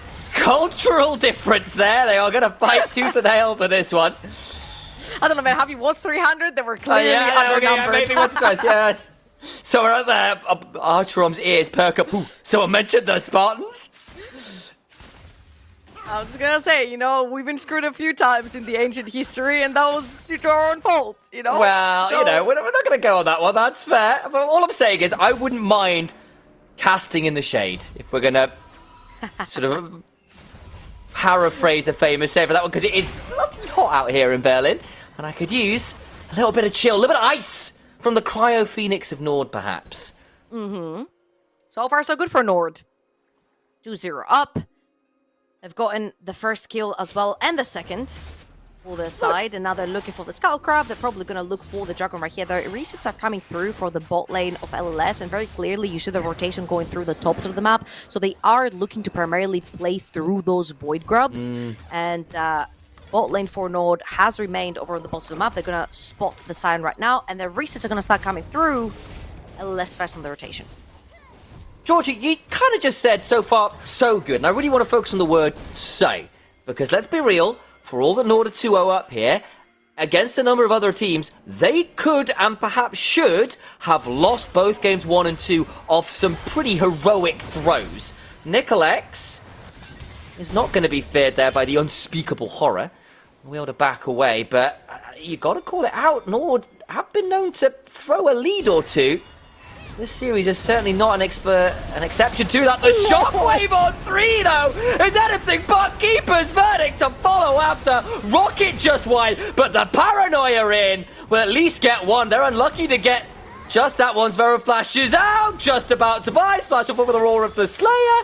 Biscard does go on down to the burn, and Hido survives Golden Benny's attentions topside. 2 for 1 in favor of Nord. I was honestly expecting a lot more members of LLS to die right here, and then looking to go back in. Samson's around, Golden Penny as well. Yeah, it's a 2v3. That's still a very tanky and helpful health Corky. And Scion, TP back on in. Tweet's now turning on up. The Samson health bar, though, beginning to disintegrate as the Glacial Fissure comes on through. Smite, courtesy of Jankos, gets another Chachi, goes low. Will go on down. Not sure where this will go without TP's a little bit dicey, Zvero! Oh, Kobe had the right of it. That TP sucked! Oh no, Lord, they're looking for more. Treats no mana. Once the shield is down, he's pretty squishy. It's happening again! It's happening again, Nord! Why are you trying to tell people to hold your beers? Just take the win and go! Listen up, man. That's not the 18th minute. They're allowed to throw the early game, okay? Maybe we see something different. Jankos got well with his red buff. In the 1v2 might win it. Nicolex has got a blast cone. Biscard's around. You know what? Jankos does get away with that one at least. We'll get the replay. It starts with the 3-man shockwave. Into the 3-man keeper's verdict. Yep, DJ dropped the base right here because that was a fight won by Nord. Straight up. You see Samson ulting into nothingness because everyone from Nord is just chasing LLS away. Biscard survives, but not really. And then Zvero gets slapped in the face by T-Burst. And then LLS, have they pushed out the Jinx on the tops of the map. So they bleed that Corky down the river to use him to push out Nord. About that time, the TP has come through from Biscard. Golden Penny flashes on 1 HP with Barrier and leaves. And then it is super early game. Look how slow that TP is. By the time Zvero gets to the site, there's no friends around. There's just 4 members of LLS. Production. Anyone can get back to me. I'd love to know what HP Golden Penny was on there as he ran away. They do pick off treats. They can't quite kill Jankos at the back end of it, but it did get damn close. Gold just about in favor of Nord. They did also get 2 of those grubs. So they got the marker towards the feats of strength, but once again, it's a game where Light have been able to find some really nasty sucker punches when Nord have overplayed their hand. Speaking of, Chachi's down about 20% HP. Unstoppable comes on through. Heroic charge away on the other side, though. Knockwave combo comes on down. Samson gets a solo kill onto Poppy's. Or visit Chachi's Poppy. I'm getting them conflated because they're so synonymous. I mean, I was about to say, even if you said Poppy's Chachi, it would still make sense. They're one and the other. And Samson right here with the solo kill onto Chachi, or no other champion than Poppy, while Jankos trades a kill onto Nicolex over on the bottom of the map, which then opens up the bot side river. Jankos is going to grab himself a dragon as well. Very, very importantly, it's going to be the first dragon quite late into the game. Both teams going to focus on the tops of the map to play for the Void Grubs, but very importantly, usually these 2 objectives are handshaked. One team's going to take one and the other's going to take the other. Not quite going to be the case. Nord take both here. Gold still dead even as LLS have the lead in kills. Chachi. Gonna get some walls down, gonna look to do a bit of proxy farming, but Sion's coming up the lane. Right up with another one of those 1v1s, and now there is a completed Sunfire versus just the components on the other side. I feel like Chachi probably needs to get out of here, and will do so. Yeah, a Kind little of. bit of a bootyard sale inventory for Chachi, but he is looking for that extra demolish proc right there. Sam's gonna chase him away, but he's gonna use Buckler the ranged successfully passive. used, yeah. Exactly. Passive helping right there with the ranged attack to not take any aggro from the tower. And Chachi's gonna do his best bounce impression, his best boy bounce impression on that Poppy. Press his reset button now. One of the most important things right here is that Trinity forces have been completed. Usually a very, Yes, very they big have. spike. Usually champions that do build Trinity Force, they really spike hard on that one item. And both Viego and Corki have those in their inventories as they are looking to potentially catch someone walking down this river. I don't think Node have any business walking down this river. I'm not going to lie to you. There's nothing there. They already have the Skull Crab vision as well. And Zvere's just going to play it super safe. And this is also a Viego, which is now down what looks to be 11. Make that 13 camps as Jankos clears up another quadrant. That's 110 CS to 67. He's nearly double the CS right now. That is a massive discrepancy there. And look, we said Nicolex's champion pool might be put into question here. He is a 3-level, just about, discrepancy as Nicolex comes on, but still a 2-level difference is rough. Got Paranoia available. It's Hexplate build as well, so that ult is on next to no cooldown. They're going to fight over this blue buff. I just want to make it very clear. Jankos has the level of solo laners right now. Oh, which God. should be absolutely not allowed to happen. Dompong, you walk up too much. Jankos is going to press R. He's thinking about it. He's 4 levels up onto Dompong, so you could at the least force the flash. But they're not looking to force a flash. They're looking to force Golden Penny off his tower. That means a bunch of tower platings, a lot more gold going on to the Jinx and Biscard. Biscard, don't go there! The night is dark and full of shockwaves.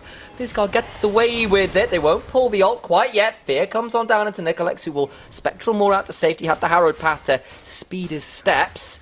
But there's still the mid-jungle chunked, forced away. Scuttle Crab spawning. Hido got a whole wave and a load of turret plates courtesy of that shove as well, while Golden Penny was denied it all. Now we're about to find ourselves in a position where Nord just trying to get a hold of that next marker towards a feat of strength. They need an objective, they need a turret. They get those upgraded feet, the strongest feet in all the lands.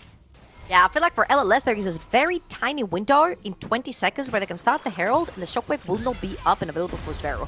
But this is a very tight window because we're talking about full rotation from the bot lane. You see now Rel walking up on the map as Samson is holding down bot lane, where you need to put your vision down and instantly start the Herald to sort of stop the combo with the Nocturne and Orianna ultimate going into your backline. But again, that's a very slim window and they're going to have to really, really force for it. With 2 seconds on the clock, I don't think it's happening. Golden Penny. He's in mid lane. He saw Hido and Treats walking up, but isn't going to be threatened at this point. Nice attempt from Treats. As I say that's the reason I was a little nervous. Treats has been anything but shy this series, for better and for worse. Some fantastic early plays in both games 1 and 2. Then some fantastically bad throws a little bit later on. I think he'd probably agree, knowing the man. There's the Herald secured, though. Classic blue buff, not quite the same. Slightly more valuable there from light side. Though taking the opportunity to get this wave shoved top side. Where this game ends up, it's not actually that big a goal lead to Nord. Pretty much the entirety of it is in Jankos' hand side, and yeah, maybe they can look to use the lead they do have in jungle to punish this Annie. No Annie passive up. Remember, you need 4 passive stacks for that one. Jankos is going to show up now.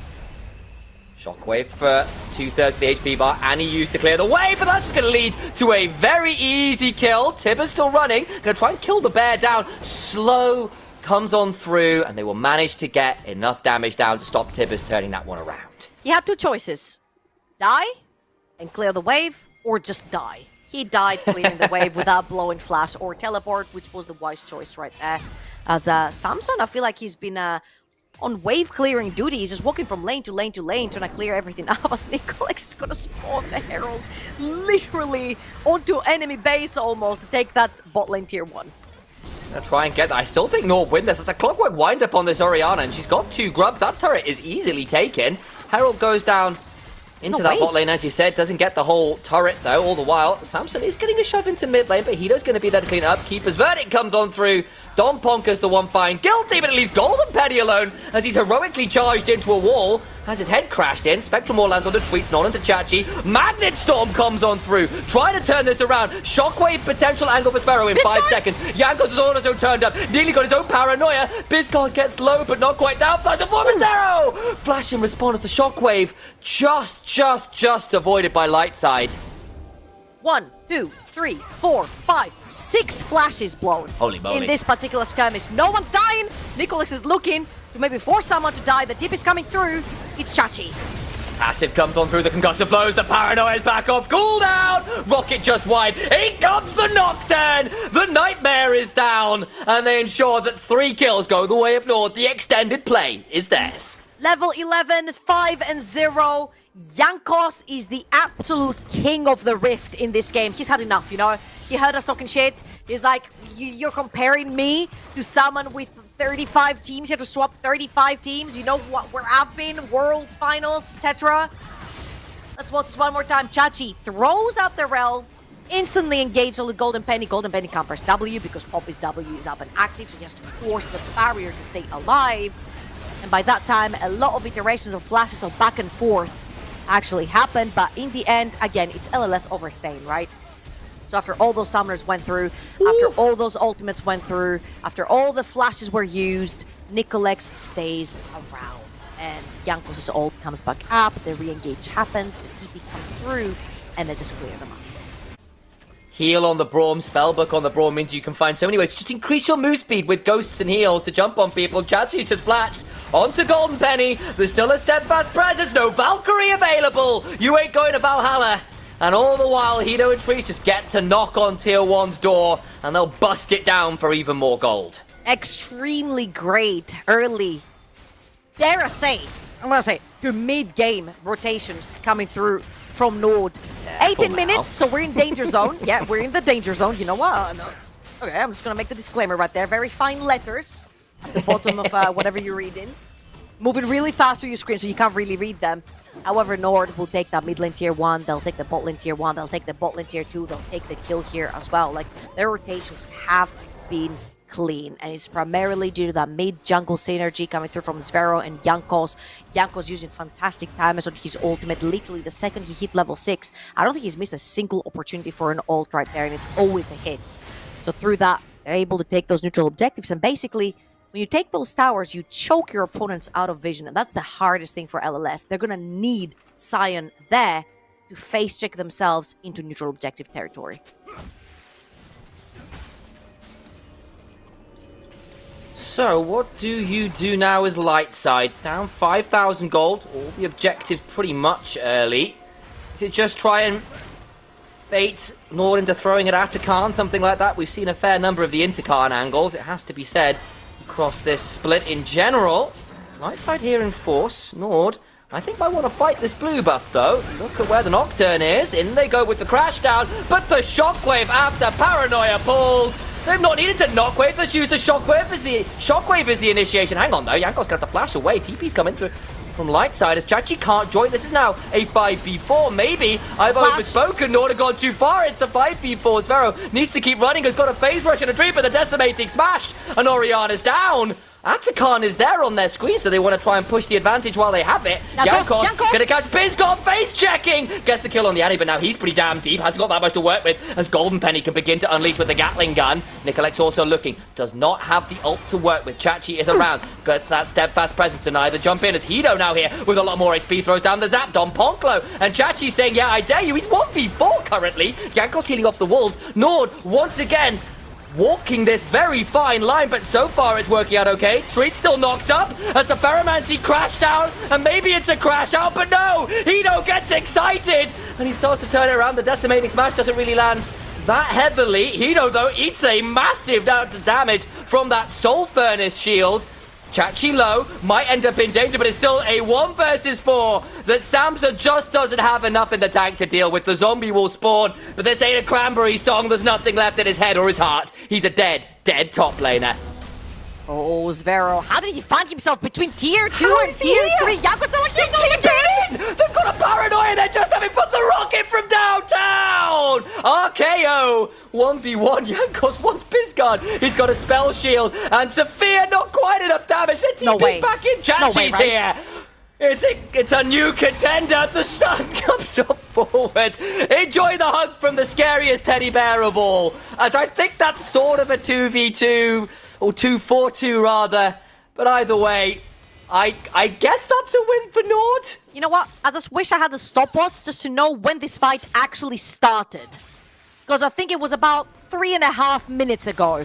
Let's watch this one more time. You know what? I'm not gonna break it down. It was literally just a back and forth from both teams. It doesn't matter who walked up and who didn't. All it matters is that Nord plays so fantastically well with their cooldowns. They will actually zone you out, they'll play you on the range, and then they'll get back in. So the second that this Jinx got excited, this is where she walked in. And then Hiro then zoned Samson, then kited away, and then he suddenly won versus 4. You know what? I ended up breaking it down, so what do you know? You still managed it. I'm well that's impressed. What Nord does to you. That's what Nord does to you, man. Just hits different. I don't know how many brains were used during this sequence. There's the damage. It's quite a lot for quite a lot of people. I feel kind of bad for Golden Benny. He nearly found a number of kills, but Nord walked that line just well enough to avoid getting cut by the blade they were walking down. Don Ponk debating hex gating there. Won't happen. Reminder, it is a hex soul. That would be a bit nasty to give over. Nord with the first 2 dragons secured and the third alive and available to be taken by one team or another. Nord back to the scene of the crimes. There were multiple ones we just witnessed, and I think we might be in for another bar brawl. Glacial Fissure comes across 3 members and the knockaway. It's beautiful stuff as Nord get the kill onto the Rel. Can they find anything more? Flash from Trees into the Paranoia forwards, and Bizgard will be sent the more formal regard from Nord of his termination. Trying to get the kill onto Zvero. Doesn't die to that important Heartbreaker, and the Ruined King just finds his kingdom as a 6-foot hole in the dirt. Samsung once again has his head sheared of hair. No more strength in the body. They'll turn right back towards Atakan. They might even find a dragon afterwards to boot. It's a Nord start to finish. Them in business. I mean, this is the lower bracket after all. Only one team makes it out. Not only to go to the finals and challenge whoever's still up there, but to even make it to EMEA Masters. And right here, again, these tight choke points, when you've got the ball, when you've got the shockwave, when you've got the paranoia coming through. Fantastic 3-man knockup from Treats as well.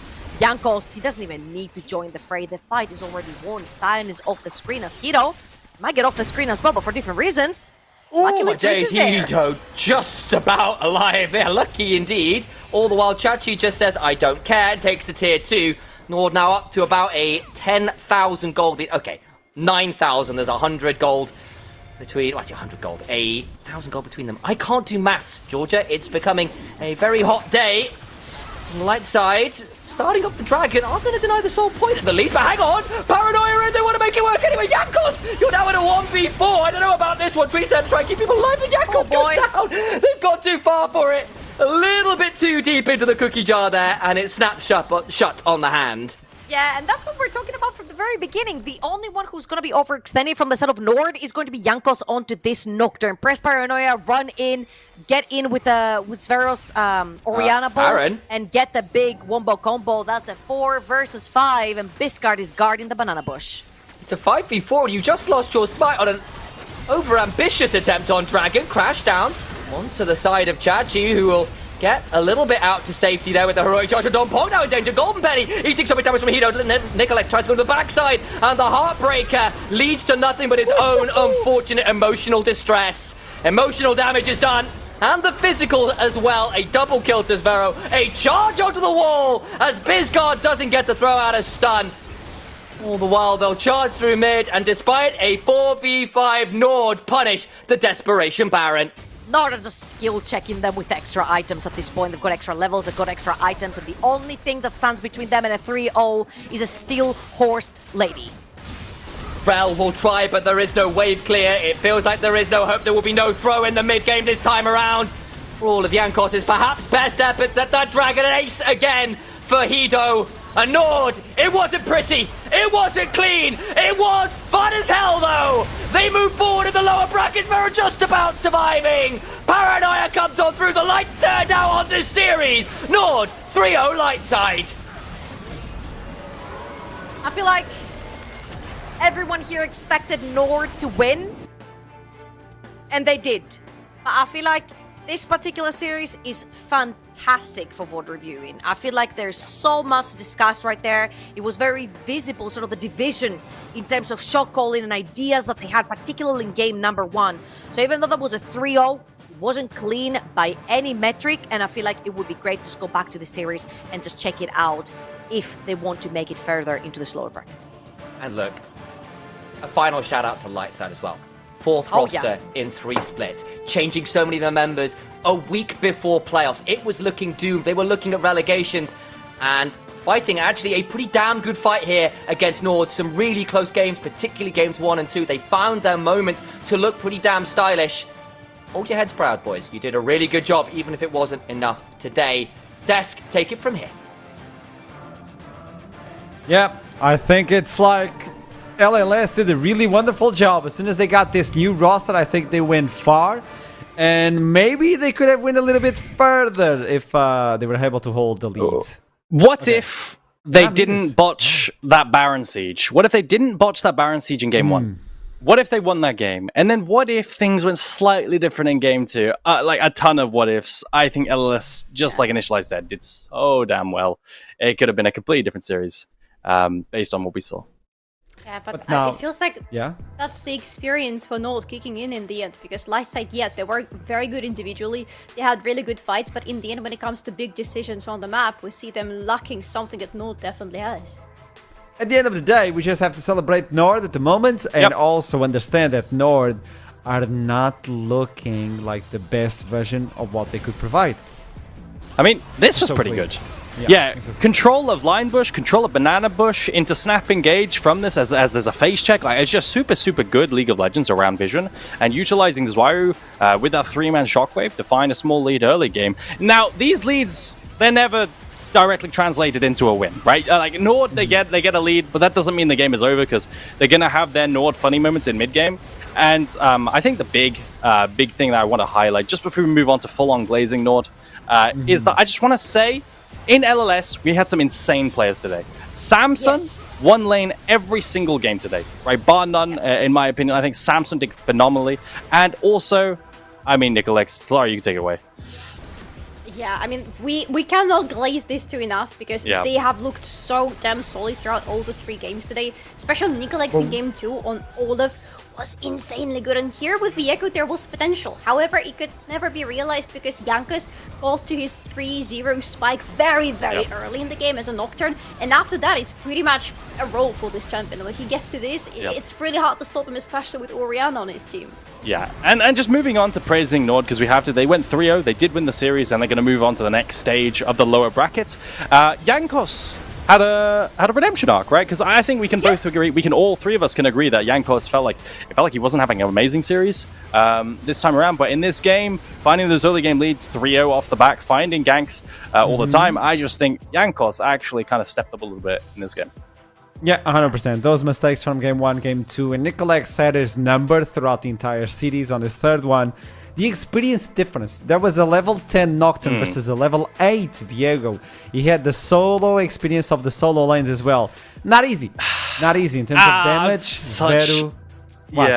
What? I'm such a Viego hater, man. I also think this comp is pretty hard to play. Like, you're outranged by the Jinx, and your dive is very inconsistent, and your dive has to dive through Poppy W and into Barom to get a Viego reset. So I just think the comp is really hard to play. On top of that, I just think Viego comps are terrible. Right? I know it's one of Nicolex's like top 5 champs or something on Gold GG. I understand that, but like this champion, really hard to play, even with the Kraken buffs. I'm not a fan, and it just shows. Like in this game, we just could not find the resets. Nicolex often just died before getting any damage down, and it's reflected in the goal graph.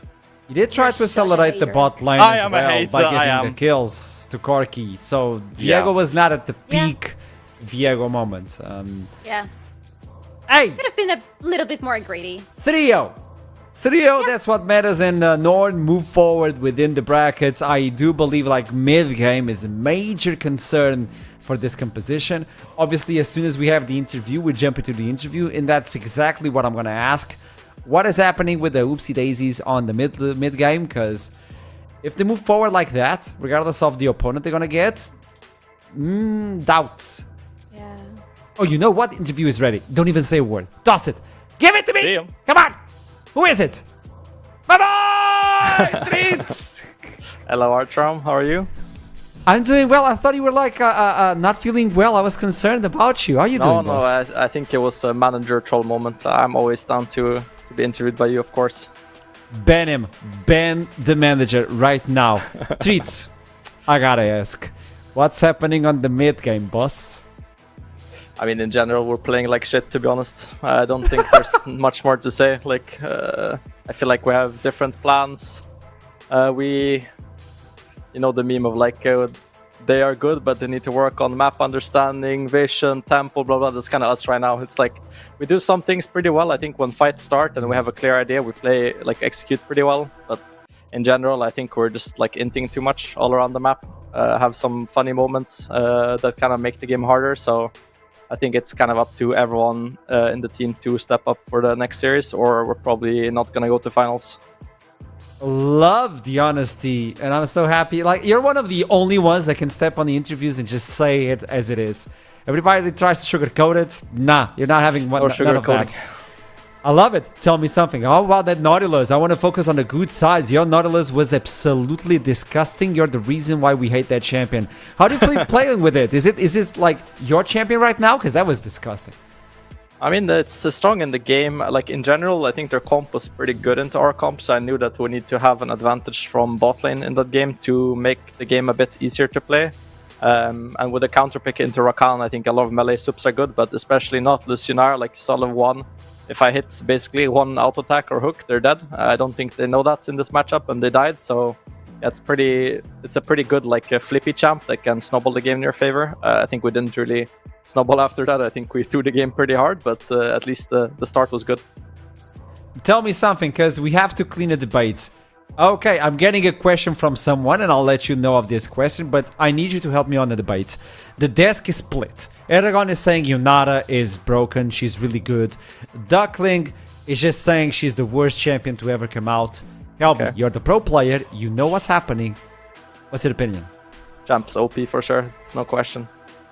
It's an OP champ that is scaling very well, and she has an oppressive early game, but it's not like, how you said, like an auto-win champ or anything like that. I think you can play a lot of things into it, but in the right hands, I think the champ is OP 100%. I agree, Duckling, you suck. With that in mind, Aragon wanted to ask you, when can we grab a burger from that Korean place with you? That was goated. He's asking you on a date. It was goated. Yeah, thank you, Aragon, for the date invite. If we're both there again, I'm happy to invite you on a date again to get the same burger. But yeah, haven't been to LEC in a while. But yeah, that place is goated. Shout out. Okay, now I'm getting curious. Now I want a burger. Tell me something. Predictions for next cities. Do you have any idea what's gonna happen? Do you believe, or do you need some time to rest? Of course, I believe. Like, as competitors, you have to kind of be honest with yourself. We played this series like shit. I think they also played pretty well in mid-game. They call us out a lot of times. For next series, if we play like this, we probably lose, so we have to find some more momentum. I think we were kind of in a downswing this series as well, coming from scrims that were pretty rough, and I think in general we haven't had that many scrims together and that much time together, so I think we need to kind of fix our mental for next week and yeah, go from there. But I think at least, like, regardless of what happened, we 3-0 today, so I think at least we can take that and move on. I love these small talk streets. Thank you so much for always be here, and best of luck for the next one. I'll see you soon. Thank you. I need a burger, man. Good luck. Man, what is that burger? Because now I'm getting excited. Yeah, it's good. Yo, chicken burger. It had like some crazy sauce. It was a Korean place, man. It was a thick and chunky one. Yo, Treats knows. It was good. I'm a big fan. Also, I need to go to Berlin again. Can we get Duckling in here? Where's Duckling? I need to laugh at him. No, he's gone. Like, yeah, is he gone? Is Duckling on the chat? I want to know. I don't think so. he is. I actually think he had a busy day. So I don't know. He's not on the chat. For the first time, by the way. For the first time. Salari, you want to say something? I see it in your face. Wait, she's muted. She's pulled a triple! She's Classic. muted! It's It was finally! You're the one. You were the It's last happened. one. We only needed one more mute. I knew it. I thought there was something in the air. Show me the bracket. Show me the bracket. We finally got another mute. All casters were muted once.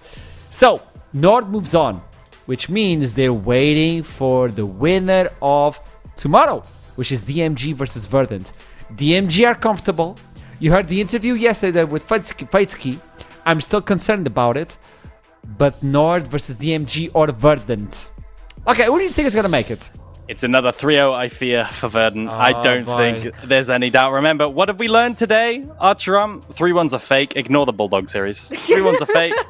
It's going to be a 3-0, mate. Wow. No, I cannot share your love for Verdant. I think they're cool. I'm not sure I love them as much as you do, and I don't think anybody can. Oh. I feel like there's going to be at least one game going to DMG. I think it might be a 3-1 day. Interesting. But I know we all have a date. It's not with Treats or Aragon for the burger place, but maybe we can all share a burger in Sweden, Stockholm. Buy your ticket for Leagues Disrupt and you can join us on a big party where we will have the NLC Summer Finals. We'll have K-pop. And by the way, when we were in Copenhagen, after the event, we had a lovely time meeting you all. We had so much time with you all. Yes. I think we took like 3 hours. We invested 3 hours or something like that to talk with all of you. So if possible, let's do the same in Stockholm. And if you want to, okay, and you can quote me, you can clip it, after the Leagues Disrupt, we can go grab dinner. As many as we can. I don't know the place that is going to be open for that amount of people, but hey, let's just have dinner all together. Maybe a burger place. Who knows? I hope it's not like Nottingham, when we went to Nottingham and then it was just completely packed everywhere. We had to go to like 6 restaurants before we found a table that would sit enough of us. I just want a chicken. You may I'm a simple guy. Nando's angle. Does Sweden have Nando's? I don't know, probably not. But if they do, we go there. Anything? How you want to wrap it up for today? Solari, last words. I am not surprised by the North win. I'm a little bit disappointed with the way it went, but I also need to apologize to Jankas. Jankas, I'm sorry. I keep forgetting that after you disappoint, you come back shinier and brighter than ever before. I'm sorry. I shall never doubt you again until next time you throw a game. Okay. I want a Nando's. Fair. That's all. And I want you to be here tomorrow because we have another day. DMG versus Verdant. Let's watch who wins. And until we meet again, you know, climb, don't stop. It's up to you. All I want is for you to shut up this rip.